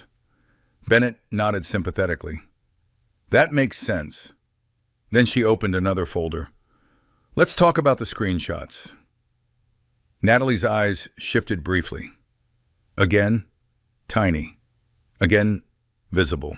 You provided threatening messages allegedly sent by Victor Patterson. Yes. Our digital analysis indicates the images were modified. Long silence. Natalie's face stayed controlled. Too controlled. I don't know anything about that, she said carefully. Behind the glass, Daniel exhaled quietly. There it was. Distance language. Not denial. Separation. Victor remained motionless. Bennett continued gently. Ryan Mercer assisted you with phone backups before, correct? Another pause. Yes. How often? Sometimes at work. Bennett nodded casually. Did he help organize these screenshots? Natalie hesitated longer this time. I don't remember. Rebecca looked toward Victor. Most people would miss how significant that answer was. Victor did not.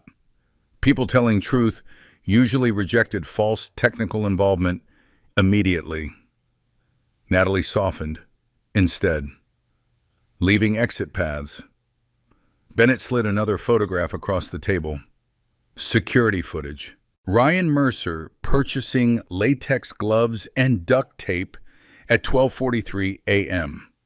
Natalie's jaw tightened very slightly. Barely visible, but enough. Bennett watched carefully.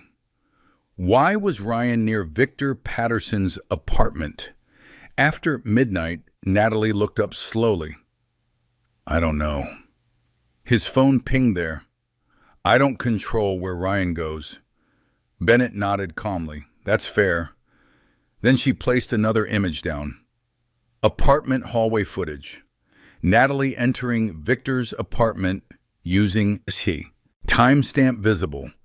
Clear enough now to identify her. The room finally changed.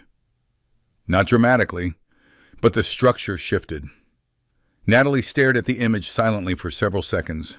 Her breathing slowed intentionally. Victor watched carefully. She was trying to regain rhythm. Bennett kept her voice neutral. You told officers you feared entering the apartment. Natalie finally looked up. I still had belongings there. After filing complaints, sis. Bennett nodded once. Why didn't you mention returning at 1:13 a.m.? Natalie's eyes flicked downward.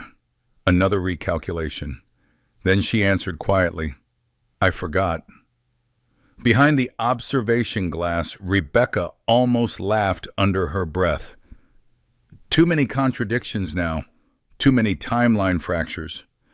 Daniel watched Victor instead of Natalie. Victor showed no satisfaction, no anger, no triumph, only observation. That unsettled Daniel more than emotional reaction would have. Inside the room, Bennett opened the final evidence folder. Forensic processing recovered partial prints from the knife evidence packaging. Natalie sat very still. Okay. Bennett looked directly at her. Your fingerprints were present. Silence. Longer this time. Natalie finally leaned back in her chair slowly. And for the first time since entering the building, frustration flashed visibly across her face. Tiny, but real. Bennett noticed immediately. So the detective said calmly, help me understand how your fingerprints ended up on evidence allegedly hidden by Victor Patterson. Natalie looked toward the camera in the corner briefly, then toward the table again. When she spoke, her voice had changed slightly. Harder now. I touched a lot of things in that apartment.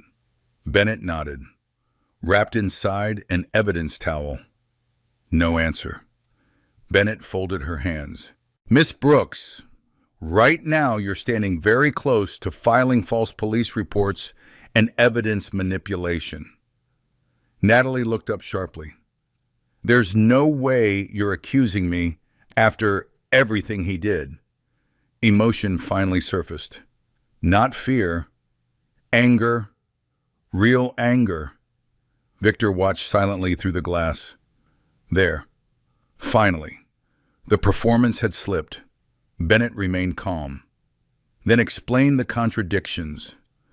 Natalie's breathing sharpened slightly. You don't know him. Bennett said nothing. Natalie leaned forward now. He knows how to manipulate people. He spent years in military intelligence. Behind the glass, Daniel's eyes shifted immediately toward Victor. Natalie knew more about Victor's past than she previously admitted. Interesting. Very interesting. Bennett spoke carefully. How did you know details about his military assignments? Natalie froze. Only for a second. But it was enough. Victor saw the exact moment she realized the mistake. Bennett leaned forward slightly. You previously stated Victor never discussed operational details. Natalie opened her mouth, closed it, then finally said quietly, I heard things. Bennett leaned back slowly, and the room went cold, because now another possibility had emerged. Someone had accessed Victor's military records, or personal archives, or both. Outside the observation room, Rebecca looked toward Victor carefully.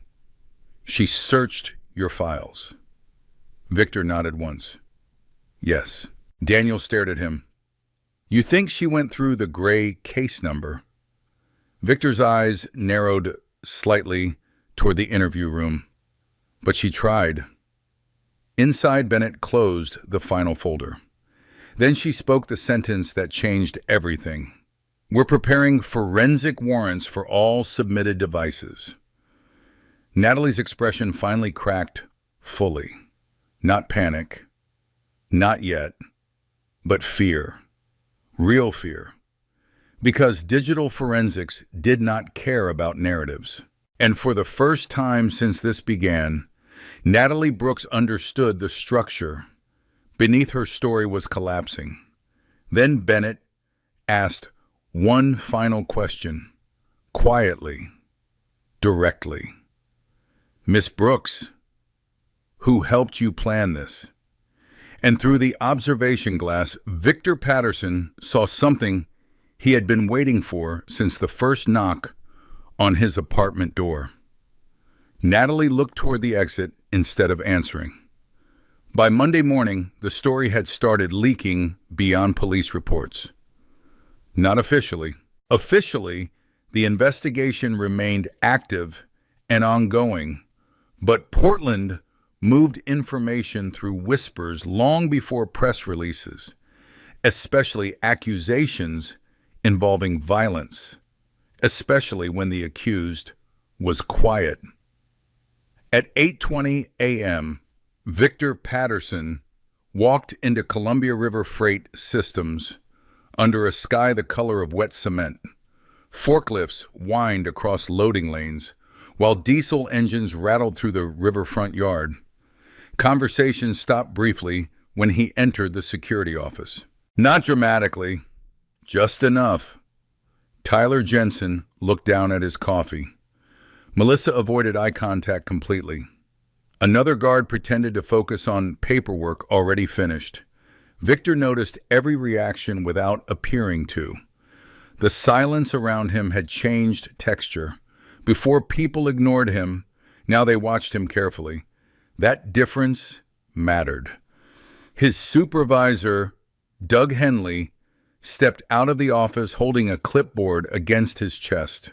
Doug was 58, with heavy shoulders and the permanently exhausted expression of a man who had spent 30 years managing truck schedules and insurance problems. Victor, he said quietly. Victor nodded once.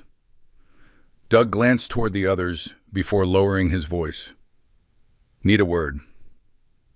Inside the office, Doug closed the door halfway. Not fully. Another detail. People fully closed doors when they trusted privacy.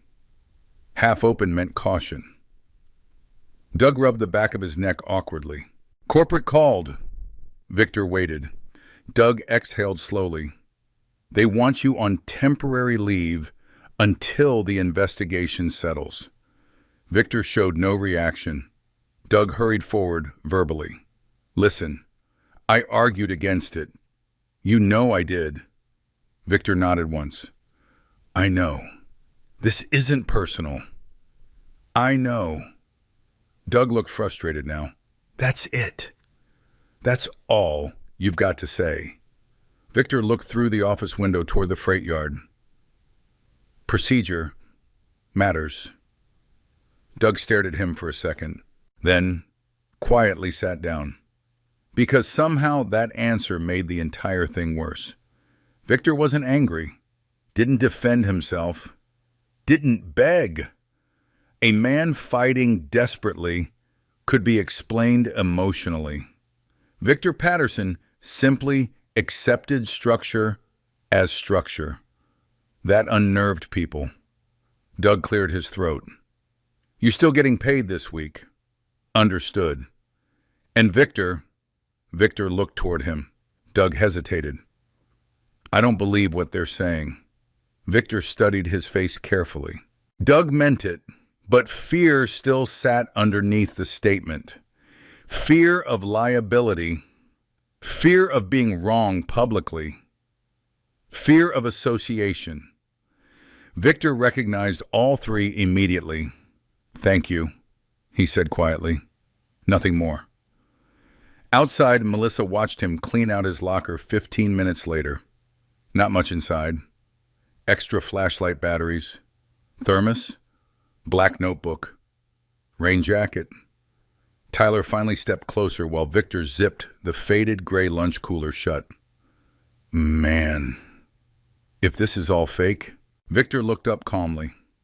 It is, Tyler swallowed. You should sue somebody. Victor closed the locker door. Not yet. Again, that answer carried weight Tyler didn't fully understand. Not yet implied timing, patience, procedure. Victor left the warehouse without looking back. A crosstown evergreen housing initiative was collapsing internally. Not publicly, not yet, but internally. Natalie Brooks arrived at work Monday morning to find two HR representatives waiting beside her office door.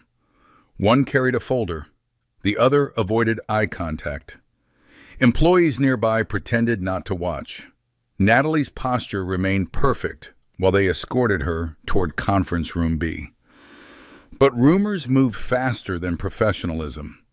By noon, half the building knew. Digital evidence review, police follow-up, questions about Ryan Mercer. By 1 p.m., somebody anonymously forwarded screenshots of the investigation rumors into multiple staff group chats. Natalie's carefully built social structure had started cracking. And unlike evidence, social trust rarely repaired cleanly once damaged. At 2:15 p.m., Daniel Ruiz sat alone in his unmarked police sedan outside a diner near Interstate 5. Rainwater dripped slowly from overhead power lines while traffic rolled past in wet gray waves. Victor Patterson arrived exactly 3 minutes later, still driving the same battered Ford F-150, still carrying himself the same way. Daniel watched him step inside the diner calmly, as if none of this chaos existed. Inside the diner smelled like frying oil and burnt coffee. Old booths, cracked vinyl seats. A waitress named Carla called Victor Hahn automatically before realizing Daniel sat waiting. Victor slid into the booth across from him. No greeting, no questions. Carla poured coffee silently and left menus neither man touched. Daniel stared down into his cup for several seconds before speaking. I almost arrested you. Victor remained still. But you didn't. Daniel gave a short, humorless laugh. Barely. Silence settled between them. Outside rain tapped softly against the windows. Daniel finally looked up. You know what keeps bothering me? Victor waited. You never once tried using rank or military history to pressure us. Victor stirred his coffee slowly. Wouldn't help. Yes, it would. No, Victor corrected quietly. It would contaminate procedure. Daniel leaned back slightly. Still the same. Always protecting systems instead of ego. You really trust procedure that much? Daniel asked. Victor answered after a pause. I trust structure more than emotion. Daniel looked out the window briefly. That's not how most people survive accusations like this. Victor's eyes stayed calm. Most people react before understanding the battlefield. The word battlefield hung strangely inside the diner. Not dramatic. Habitual. Daniel rubbed his jaw slowly. She's filing for a restraining order. Victor nodded once. I expected that. She's still pushing. Yes. Daniel lowered his voice. Victor... Why Victor looked toward the rain outside? Because if she stops now, the collapse becomes intentional. He glanced back toward Daniel. If she keeps escalating, she can still claim fear. Daniel stared at him. That logic was cold, precise, and probably correct. The waitress returned with pie nobody had ordered. Carla always did that for regulars. Victor thanked her politely. Daniel finally spoke again. I read more of your service records. Victor said nothing. Joint Intelligence Operations Group wasn't normal military police work. No. Daniel leaned forward slightly. You investigated false reporting operations. Yes. Fraud too. Yes. And internal deception. Victor nodded once. Daniel exhaled slowly. So when Natalie started building this, Victor finished quietly. I recognized the structure. Another silence followed. Then Daniel asked the question that had been bothering him for days. Why stay with her after that? Victor looked down at the untouched pie. Because accusations without proof become arguments. Daniel frowned slightly. And proof matters more. Victor looked directly at him. Proof survives. That answer stayed with Daniel long after the conversation moved on. At 5:40 p.m., Rebecca Sloan called Victor while he sat inside his apartment reviewing copied evidence files. Her voice sounded sharper than usual. We've got a hearing date. Victor waited. Wednesday morning, Multnomah County Courthouse. Restraining order, yes? Victor looked toward the apartment window where evening rain blurred the city lights beyond Burnside. Good. Rebecca paused. Good. Yes. Most clients don't say that. Victor closed one evidence folder carefully. She's committing fully now. Rebecca went quiet for a second. Then she understood. The farther Natalie pushed publicly, the harder retreat became later. Every new statement increased exposure. Every formal accusation created discoverable evidence. Every courtroom filing tightened procedural chains around her own story. Rebecca spoke carefully.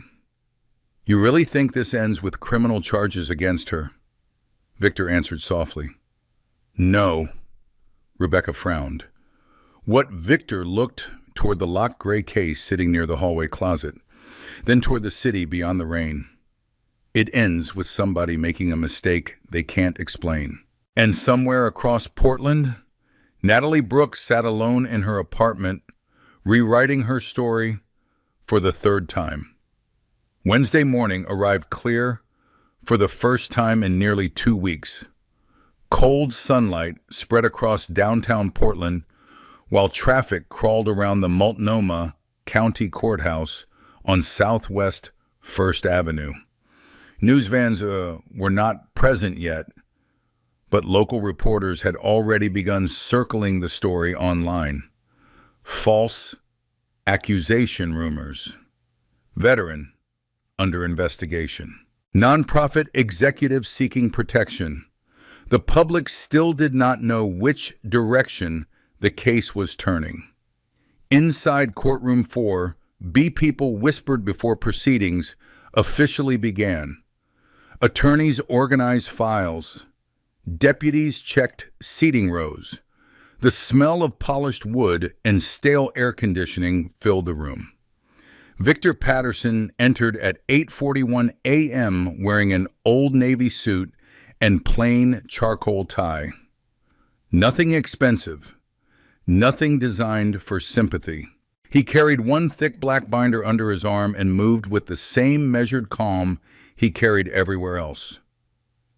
Several people in the gallery looked toward him immediately. Most expected someone larger, louder, dangerous looking. Instead, they saw a quiet, middle-aged man with graying hair and tired eyes. That contrast worked against him and for him at the same time. Natalie Brooks entered 6 minutes later.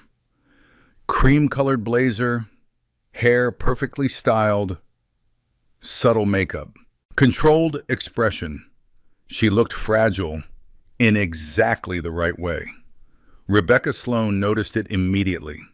Still performing, she murmured quietly. Victor sat beside her without responding. At the opposite table sat Natalie's attorney, Leonard Vance. Early 60s, smooth voice, expensive watch. The kind of attorney who specialized in emotional framing before evidence arrived. Judge Eleanor Graves entered at exactly 9 a.m. Former prosecutor, known for low tolerance toward courtroom theatrics. That mattered. Everybody stood. Then the hearing began. Leonard Vance moved first. He walked slowly before the judge with practiced restraint. Your Honor, he began, Miss Brooks seeks protection after months of escalating intimidation and threatening behavior from Mr. Victor Patterson. Natalie lowered her eyes slightly at the perfect moment. Victor watched silently. Vance continued, my client has endured stalking, psychological intimidation, implied violence, and credible fear for her safety. He held up printed screenshots, photographs, statements, everything carefully arranged. To the uninformed eye, it looked convincing. That was the danger of layered false evidence. Individually weak, collectively emotional. Judge Graves reviewed the papers without expression. Mr. Patterson contests the allegations, she asked. Rebecca stood smoothly. Completely, Your Honor. On what basis? Rebecca opened her binder. Evidence integrity. That shifted the room slightly. Not emotion, structure. Rebecca stepped toward the evidence table calmly. The petitioner's digital submissions contain metadata, inconsistencies, edited timestamps, and geographic contradictions. She slid forward certified reports. Additionally, multiple independent systems place Mr. Patterson elsewhere during key allegations. Judge Graves adjusted her glasses. Explain. Rebecca began carefully. Not dramatic. Precise. June 14th, 11:14 p.m. Threatening message allegedly sent by Mr. Patterson. She displayed security logs. Mr. Patterson badged into Columbia River Freight Systems at 11:09 p.m. Another document, warehouse surveillance confirms presence at 11:31. Another, Internal radio communication logs confirm active duty engagement. The courtroom quieted. Judge Graves examined the documents carefully. Leonard Vance shifted slightly for the first time. Rebecca continued. Second allegation. Hospital stalking incident near St. Vincent Medical Center. She placed enlarged metadata analysis onto the display monitor. The submitted photograph was geotagged near Evergreen Housing Initiative parking structure. Murmurs moved faintly through the gallery. Natalie remained still, but Victor saw her right hand tighten slightly against the table. Tiny, but real. Rebecca turned another page. Further traffic surveillance and building access records placed third-party witness Ryan Mercer near Mr. Patterson's apartment during the period physical evidence was allegedly discovered. Now Leonard Vance stood quickly. Your Honor, this hearing concerns protective, need not criminal trial standards. Judge Graves looked toward him calmly. And credibility affects protective need counselor. Vance sat back down slowly. Victor watched Natalie carefully now. Her breathing remained controlled, but the timing between breaths had changed, slightly shorter. Rebecca continued. We also recovered independent hallway surveillance footage. That finally shifted the room fully. Judge Graves looked up. Independent footage. Yes, Your Honor. Rebecca played the video, timestamp visible. Natalie entering Victor's apartment at 1:13 a.m. using a key. 7 minutes inside. Ryan Mercer visible near the hallway intersection. Watching both stairwells. The courtroom fell silent. Even Leonard Vance stopped writing. Judge Graves leaned forward slightly. When was this recovered? Privately archived and preserved before disclosure concerns arose. Authenticity verified, yes. Forensic certification pending final submission, but preliminary authentication complete. Natalie's expression changed then, very slightly. Not fear yet, but pressure, real pressure. Rebecca stepped back towards the counsel table. Your Honor, the petitioner omitted this entry from all sworn statements. Judge Graves looked directly at Natalie. Miss Brooks, did you enter Mr. Patterson's apartment after filing allegations? Natalie spoke carefully. I still had belongings there. Why was that omitted? Natalie hesitated.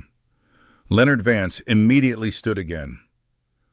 My client was under emotional distress. Judge Graves raised one hand. Sit down, counselor. He sat. The judge returned her attention to Natalie. You understand? Omissions affecting evidentiary interpretation are serious. Natalie nodded quietly. Yes, Your Honor. Judge Graves looked toward Rebecca. What about the knife evidence? Rebecca opened another folder. Forensic review identified the petitioner's fingerprints on evidence packaging materials. This time, even the bailiff glanced up. Natalie's jaw tightened briefly. Victor remained motionless beside Rebecca. Judge Graves folded her hands together slowly. Miss Brooks, how exactly did your fingerprints appear on evidence allegedly hidden by Mr. Patterson's silence? Long silence. Natalie finally answered, I touched things in the apartment. Rebecca immediately stepped forward. Wrapped inside a clean towel with no kitchen residue present, Natalie said nothing. Judge Graves looked toward Leonard Vance. Counselor Vance stood carefully now. No confidence left in his posture. Your Honor, we acknowledge there appear to be evidentiary complexities requiring further review. Rebecca almost smiled. Complexities. Interesting choice of words. Judge Graves turned pages slowly through the evidence binder. Then another document caught her attention. "What is this?" Rebecca answered immediately. "Phone location analysis for Ryan Mercer." Judge Graves read quietly, then looked up sharply. "He was near the apartment during the alleged concealment period." "Yes, Your Honor. And connected to the petitioner socially and professionally." "Yes." Now the structure became impossible to ignore. Not isolated accusation, coordination, pattern, potential conspiracy. Judge Graves removed her glasses slowly. The courtroom had become completely silent now. Victor noticed something else too. Natalie was no longer looking at the judge or her attorney. She kept glancing toward the courtroom exit, like someone calculating escape routes emotionally rather than physically. Judge Graves finally spoke. "Miss Brooks, were any of these allegations fabricated or manipulated in coordination with another party?" Natalie's eyes widened slightly. "No." Rebecca stepped forward one final time. "Then perhaps Your Honor would appreciate this." She placed another certified document onto the bench. Bank transfer records, Evergreen Housing Initiative accounts, payments routed toward Ryan Mercer. Judge Graves frowned immediately. "What am I looking at?" Rebecca's voice remained calm. "Unexplained transfers totaling $11,400 over 6 weeks. Leonard Vance stood instantly. "Objection. Overruled," Judge Graves said flatly. Rebecca continued. "Transfers occurred during the same timeline. Evidence fabrication has escalated. The courtroom atmosphere changed completely. Not civil hearing anymore. Something heavier now. Potential criminal exposure." Judge Graves stared toward Natalie Brooks for several seconds, then asked the question that finally cracked the structure completely. "Miss Brooks, who exactly was helping you?" Natalie opened her mouth. Nothing came out. And for the first time since this entire nightmare began, Victor Patterson watched the certainty leave her face. The silence after Judge Eleanor Graves' question lasted almost 7 seconds, long enough for everybody in courtroom 4B to feel it, long enough for the structure of Natalie Brooks' story to begin collapsing under its own weight. "Miss Brooks," Judge Graves repeated calmly. "Who assisted you?" Natalie stared at the edge of the counsel table without answering. Beside her, Leonard Vance shifted uncomfortably for the first time since the hearing began. His legal pad remained untouched now. No more polished objections, no more controlled courtroom rhythm. Because the hearing was no longer about fear. It was about fabrication. Rebecca Sloan stood motionless beside Victor Patterson, while Daniel Ruiz remained near the rear courtroom wall beside Detective Laura Bennett. Victor watched Natalie carefully, not emotionally, observationally, the same way he once watched compromised informants overseas before they broke under conflicting timelines. Tiny details mattered. Natalie's breathing had become irregular, right shoulder tense, eyes avoiding direct focus, no longer performing toward the judge, now calculating consequences. Judge Graves leaned back slowly. "Miss Brooks' failure to answer may carry legal implications depending on evidentiary findings." Natalie finally looked up. "I was scared." The sentence sounded rehearsed. Too late. Too broad. Judge Graves remained expressionless, scared of what Natalie swallowed once. "Victor." Rebecca spoke immediately. "Then why enter his apartment after midnight voluntarily?" Natalie froze again. Another fracture. Leonard Vance stood carefully. "Your Honor, my client has been under substantial Emotional pressure.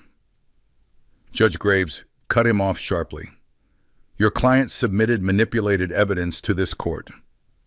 The room went still again. Natalie looked toward her attorney quickly now, searching, but Vance had already begun distancing himself professionally. Victor recognized the shift immediately. Counselors defended uncertainty.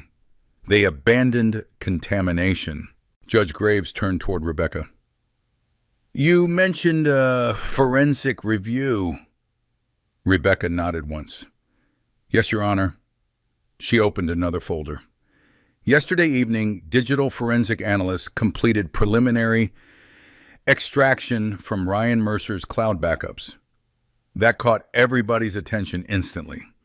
Even Natalie's composure slipped visibly now. Rebecca continued calmly. Recovered deleted messages indicate coordination regarding image editing, timeline construction, and apartment access. Leonard Vance closed his eyes briefly. Done. The case was done. Rebecca handed printed copies to the bailiff for judicial review. Judge Graves read silently. Then her expression hardened. These messages explicitly reference placing the knife before police arrive. No one spoke.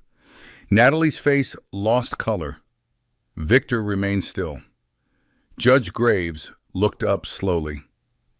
Miss Brooks, were you aware Mr. Mercer retained these communications? Natalie whispered something too softly to hear. Speak clearly, the judge ordered. Natalie's voice cracked slightly this time. No. That single word changed everything, not because of emotion, because truth had finally appeared accidentally. No, not denial of fabrication, denial of knowing evidence survived. Rebecca stepped forward again. There's more. Judge Graves nodded. Rebecca displayed enlarged text exchanges on the courtroom monitor. Ryan. You sure he won't see this coming? Natalie. Quiet men never fight back until it's too late. Another message. Natalie. Once police find the knife, nobody will care about details. The courtroom atmosphere turned heavy. Not dramatic. Worse. Quiet. The kind of silence people carried home afterward. Victor watched the messages without visible reaction. But internally, something settled permanently. Not vindication. Confirmation. Natalie had not acted impulsively. She had planned destruction carefully. Judge Graves removed her glasses slowly. Miss Brooks, she said, do you understand the seriousness of fabricated evidence submitted to law enforcement and this court? Natalie's eyes filled slightly now. Not grief. Fear. Real fear. Leonard Vance finally spoke quietly beside her. Natalie, you need to answer honestly. Too late for strategy now. Too late for narrative management. The procedural structure had closed completely around the lie. Natalie looked toward the courtroom exit again. Victor noticed that immediately, still searching for escape psychologically, not legally. Rebecca opened the final folder. Your Honor, we also received certified financial review from Evergreen Housing Initiative. Judge Graves looked tired suddenly. What now? Rebecca placed bank statements onto the bench. Funds were diverted from discretionary outreach accounts into payments routed toward Ryan Mercer. Leonard Vance stared downward. Natalie closed her eyes briefly. Rebecca continued. The timing aligns directly with evidence fabrication activities. Judge Graves looked toward Detective Bennett near the rear wall. Detective, has criminal review begun? Bennett answered calmly. Yes, Your Honor. Natalie's breathing changed again. Shorter now. More visible. Judge Graves folded both hands together. Then this hearing has moved far beyond restraining order considerations. No one argued, because everyone knew she was right. The judge looked directly at Natalie Brooks.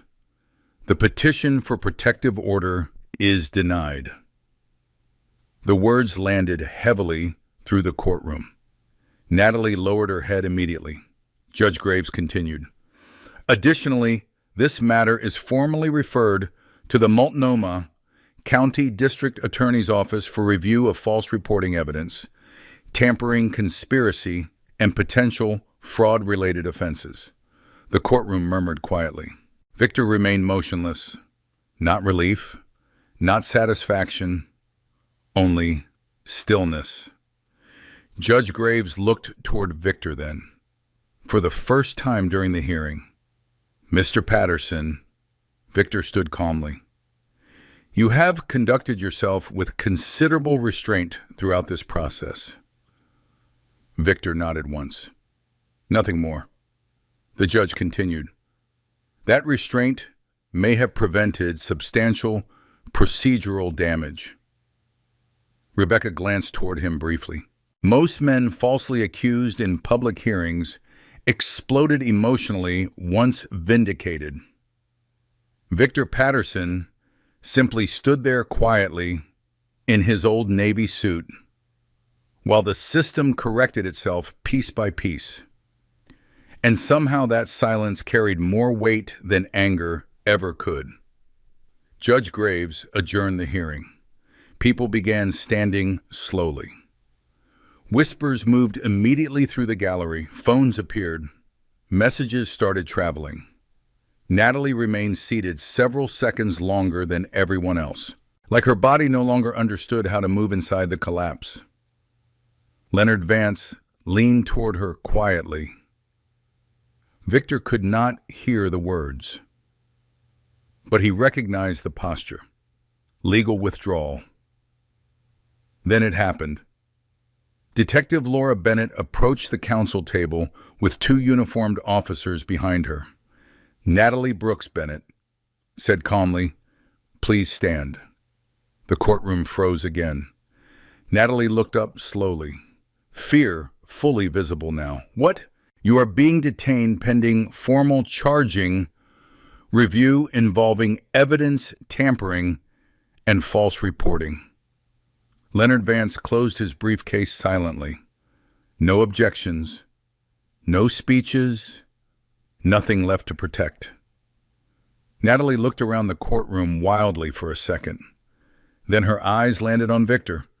First time directly since the hearing began. Victor met her gaze calmly. No hatred, no victory, just truth, finally standing where lies had been. Natalie's voice broke. "You knew," Victor answered quietly. "I documented." That hurt her more, because it reduced the entire collapse to something simple. Not revenge, not power, not manipulation, documentation, procedure, structure. The officers placed handcuffs gently around Natalie's wrists.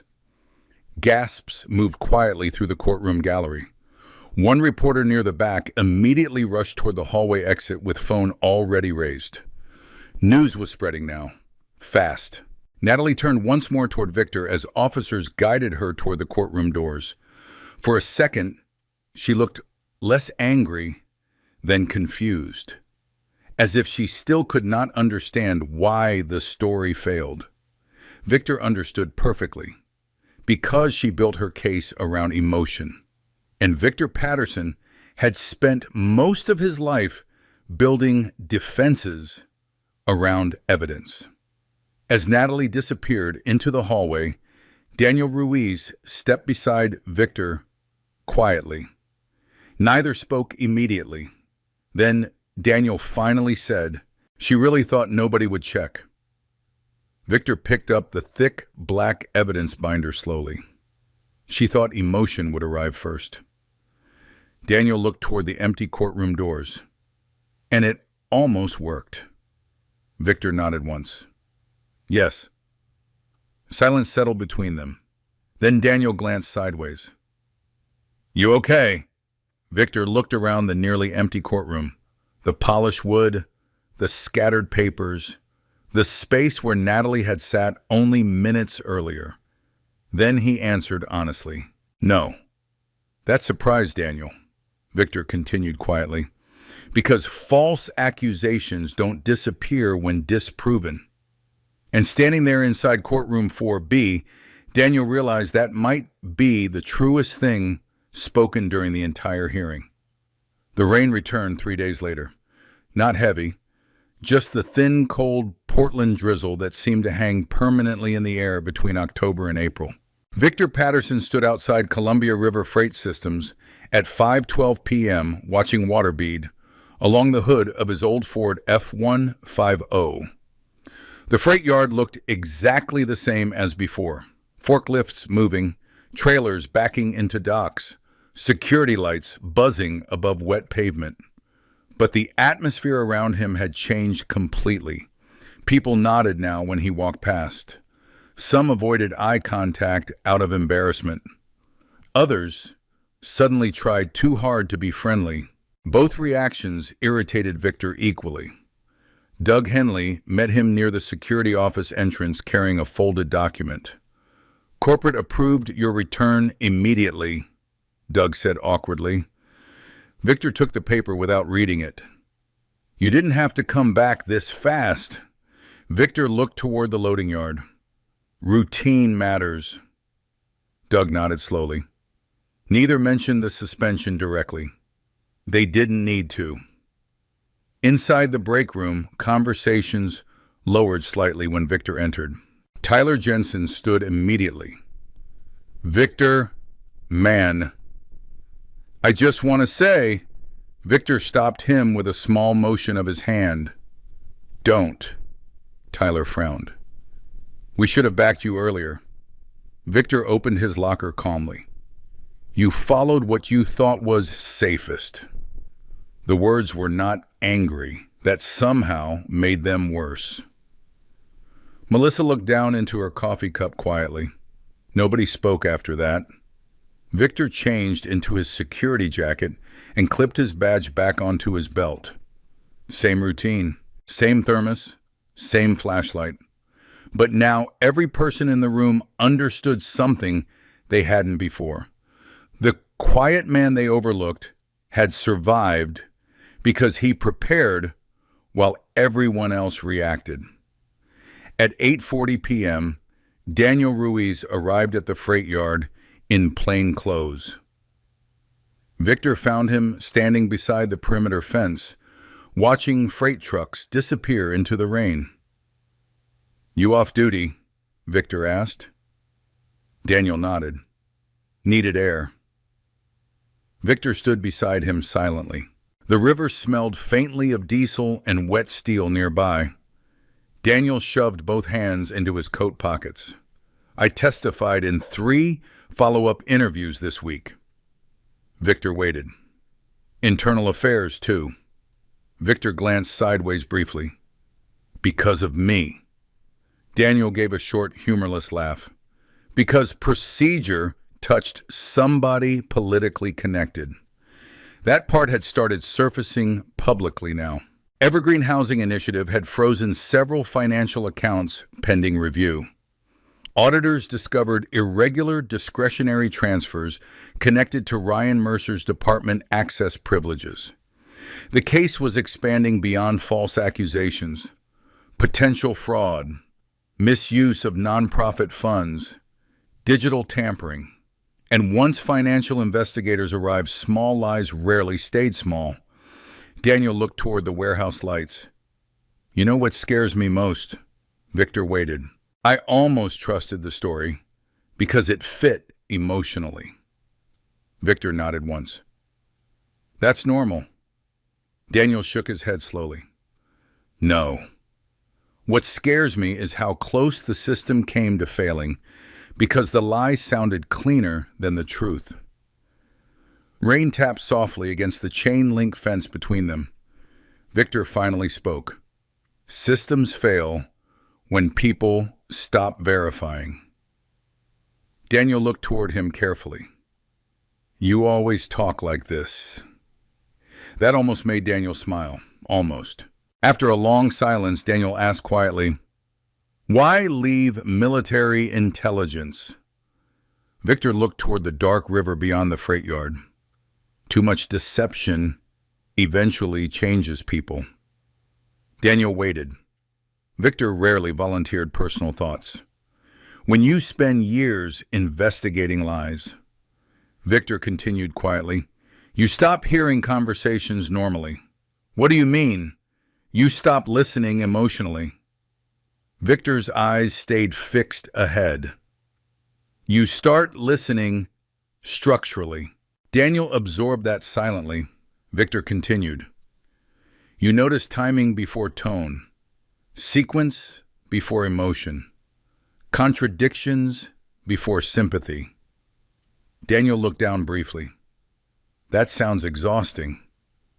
It is. Another silence followed. Then Daniel finally asked the question he'd wanted to ask since the courtroom hearing. Did you ever love Natalie? Victor did not answer immediately. Rain moved softly through the freight yard lights around them. Then finally, yes. Daniel frowned slightly. Even after all this, Victor looked toward the loading docks. Love and trust are different systems. The answer stayed with Daniel long after. At 10:15 p.m., Victor returned to the security office and found a large white envelope waiting beside the monitor desk. No return address. Inside sat a handwritten letter. Rebecca Sloan had forwarded it from her office. Victor unfolded the paper carefully. Captain Patterson. My name is Eric Holloway. I served with the 82nd Airborne until 2019. My ex-wife accused me of threatening her during our custody case. I lost visitation for 8 months before evidence cleared me. Rebecca told me what happened to you. Most people don't understand what false accusations actually do to someone. Even after you're cleared, people remember the accusation first. I heard you kept records, stayed calm, survived it without destroying yourself. I don't know why, but reading about your case made me feel less alone. Victor read the letter twice, then folded it carefully. Not because of praise, because of recognition. He understood every sentence in it. At midnight, rain intensified again. Victor walked the warehouse perimeter alone, beneath floodlights reflecting off soaked asphalt. His flashlight beam moved slowly along the fence line, while freight trains groaned somewhere near the river tracks. Routine again. But internally, something had shifted. Not relief. Relief implied completion. This was something else. Understanding. False accusations did not end when evidence won. They remained attached to memory permanently. Some people would always remember his name connected to police investigations before remembering the truth afterward.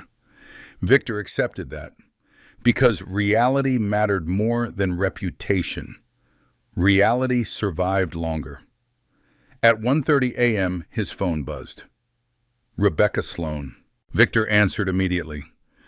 You're awake, she said. I'm working. Good. Because I have updates. Victor leaned against the security desk quietly. Go ahead. Ryan Mercer accepted a cooperation agreement. Victor closed his eyes briefly. Expected. What did he give them? Everything. Rebecca sounded tired. According to prosecutors, Natalie initiated the entire structure after discovering your military savings and retirement accounts. Victor remained silent.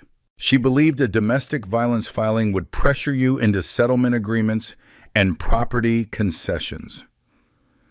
Victor stared through the office window toward the rain. Not shock, just confirmation. Rebecca continued. Ryan handled digital fabrication because she promised him money from nonprofit diversion accounts. Victor said nothing. Rebecca's voice softened slightly. You okay? Victor answered honestly. She planned my destruction financially before emotionally. A long pause followed. Then Rebecca said quietly, Yes. Victor looked down at Eric Holloway's folded letter sitting beside the monitor keyboard. What charges? He finally asked. False reporting, evidence tampering, fraud. Conspiracy, potential felony enhancement because of coordinated fabrication. Victor nodded once. Rebecca hesitated. There's something else. Victor waited. She told investigators she chose you because quiet men look guilty once they stop defending themselves. Victor looked toward the rain outside, then slowly picked up the folded letter again. She was wrong, he said quietly. Rebecca exhaled softly on the other end. No, she replied. She underestimated the difference between silence and preparation. The call ended several seconds later. Victor stood alone inside the dim security office while freight trucks rolled through the wet darkness beyond the windows. Then he unfolded Eric Holloway's letter once more. And for the first time since the police knocked on his apartment door at 6:14 that morning, weeks ago, Victor Patterson began thinking not about surviving the accusation, but about helping the next man survive his. 6 months later, Portland looked different in the sunlight. The rain still came often, but spring had pushed color back into the city. Trees along the waterfront carried fresh green leaves, and outdoor tables slowly returned to sidewalks near Northwest Everett and Burnside. Victor Patterson still woke at 4:12 every afternoon, still bought coffee at the same Chevron station, still drove the same rusted 2008 Ford F-150 with the cracked taillight and faded paint.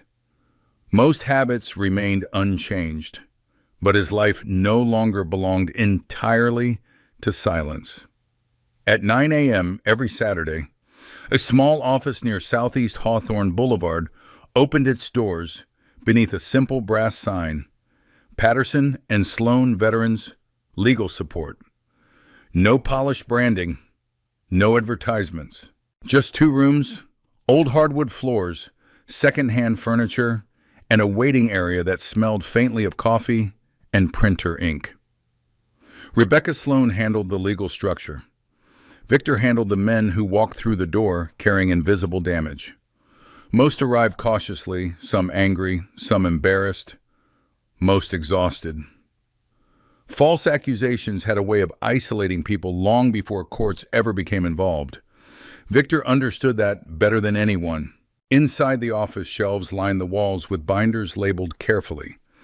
Timelines, documentation, digital preservation, custody procedure, evidence, retention. Victor built the system himself. Simple, organized, reliable. Because frightened people needed structure before they could think clearly again. At 10:14 that morning, Eric Holloway arrived carrying a cardboard file box under one arm. Former Army Sergeant, 32, still carrying tension in his shoulders, even while standing still. Victor shook his hand once and gestured toward the conference table. Eric looked around quietly. You really built this? Victor sat across from him. Yes. Eric exhaled slowly. I thought after everything happened to me, nobody would believe me again. Victor opened a notebook calmly. People believe evidence eventually.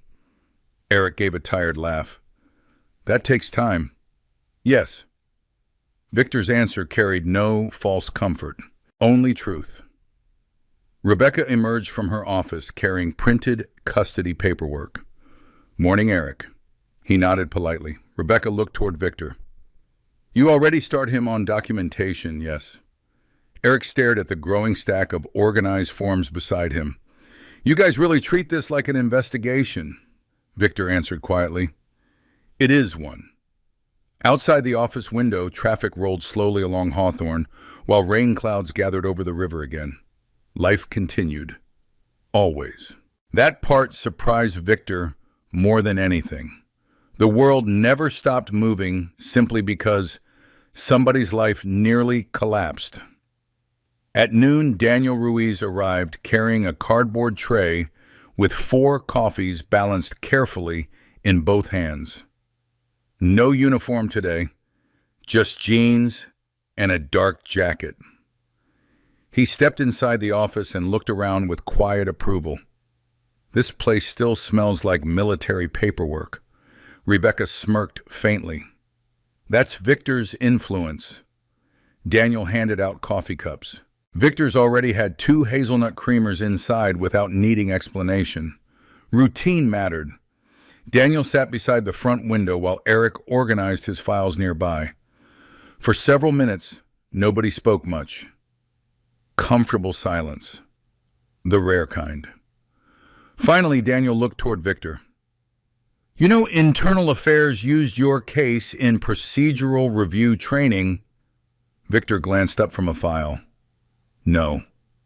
They called it a breakdown in assumption-based investigation. Rebecca smiled faintly. That's a very diplomatic phrase. Daniel shrugged. Translation: too many officers trusted narrative pressure over verification. Victor said nothing. Daniel watched him for a second. You ever think about how close this came to destroying everything Victor organized? Another document carefully before answering. Yes. And that doesn't make you angry. Victor paused briefly, then looked toward the office shelves lined with case files. Anger doesn't help the next person. That answer settled quietly into the room. Eric stared down into his coffee cup afterward, like he was trying to memorize the sentence. Around 2 p.m., Rebecca received another update from prosecutors. Natalie Brooks had accepted a plea agreement. Ryan Mercer, too. No prison sentences yet finalized, but felony convictions remained likely. Fraud charges connected to Evergreen Housing Funds had expanded the case farther than anyone expected. Rebecca looked toward Victor after hanging up. You want details? Victor shook his head once. No. Rebecca studied him carefully. You really don't care. Victor looked out the rain-speckled office window. That part ended already. And it had. Natalie no longer occupied emotional space inside him. Not because he forgave her, because survival required closing certain doors completely. At 4:30 p.m., Victor locked the office for the evening and drove toward Columbia River Freight Systems. Still the same part-time night security shifts 3 days a week. People asked why he kept the job now that donations and legal support funding had started arriving. Victor always answered the same way. Routine matters. The freight yard looked almost identical to the night police first knocked on his apartment door months earlier. Floodlights, shipping containers, wet asphalt, the same long shadows stretching between loading docks. Victor walked the perimeter fence with his flashlight and small black notebook. Same habit, same measured pace. Only now younger guards followed his documentation routines too. Tyler Jensen logged gate irregularities carefully. Melissa archived footage backups twice. Procedure had spread quietly through the department. Not because Victor lectured anyone, because they finally understood why small details mattered. At 2:17 a.m., Victor stopped near the river fence line and looked across the dark water toward downtown Portland, glowing softly beneath low clouds. His phone buzzed. Message from Rebecca. Tomorrow's intake schedule is full again. Victor read the message twice before putting the phone away. Full again. More men, more accusations, more destroyed reputations waiting for systems to catch up with truth. The realization sat heavily inside him, but not hopelessly. Victor looked down at the small black notebook in his hand, then slowly wrote one sentence beneath the night's perimeter notes. Truth survives structure. He closed the notebook afterward and continued walking beneath the floodlights. Same truck, same coffee, same quiet life. But now people finally understood something they missed the first time they looked at Victor Patterson. Silence was never weakness. Sometimes silence was preparation. And sometimes the calmest man in the room was the one who already knew exactly how truth would eventually stand back up on its own. In the end, Victor Patterson never won because he shouted louder than Natalie Brooks. He won because he stayed steady while everyone else chased emotion. He understood something most people forget.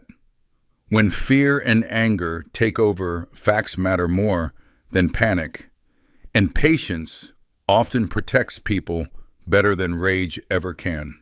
A lot of people watching this story probably know what it feels like to be misunderstood, falsely judged, or treated like the villain before anyone checked the truth. And once suspicion touches your name, even briefly, it leaves marks behind. That's why preparation, documentation, and emotional control matter so much in real life. Quiet people are often underestimated because they don't perform strength publicly. But strength does not always look loud. If you've ever been falsely accused, unfairly judged, or forced to defend yourself, while nobody listened at first, share your story in the comments. And tell us your country and local time too. Stories like this remind people they are not alone. And if you enjoy slow burn stories where truth fights its way back piece by piece, subscribe to the channel. Tomorrow's story involves a father, a courtroom, and a secret bank account nobody was supposed to discover.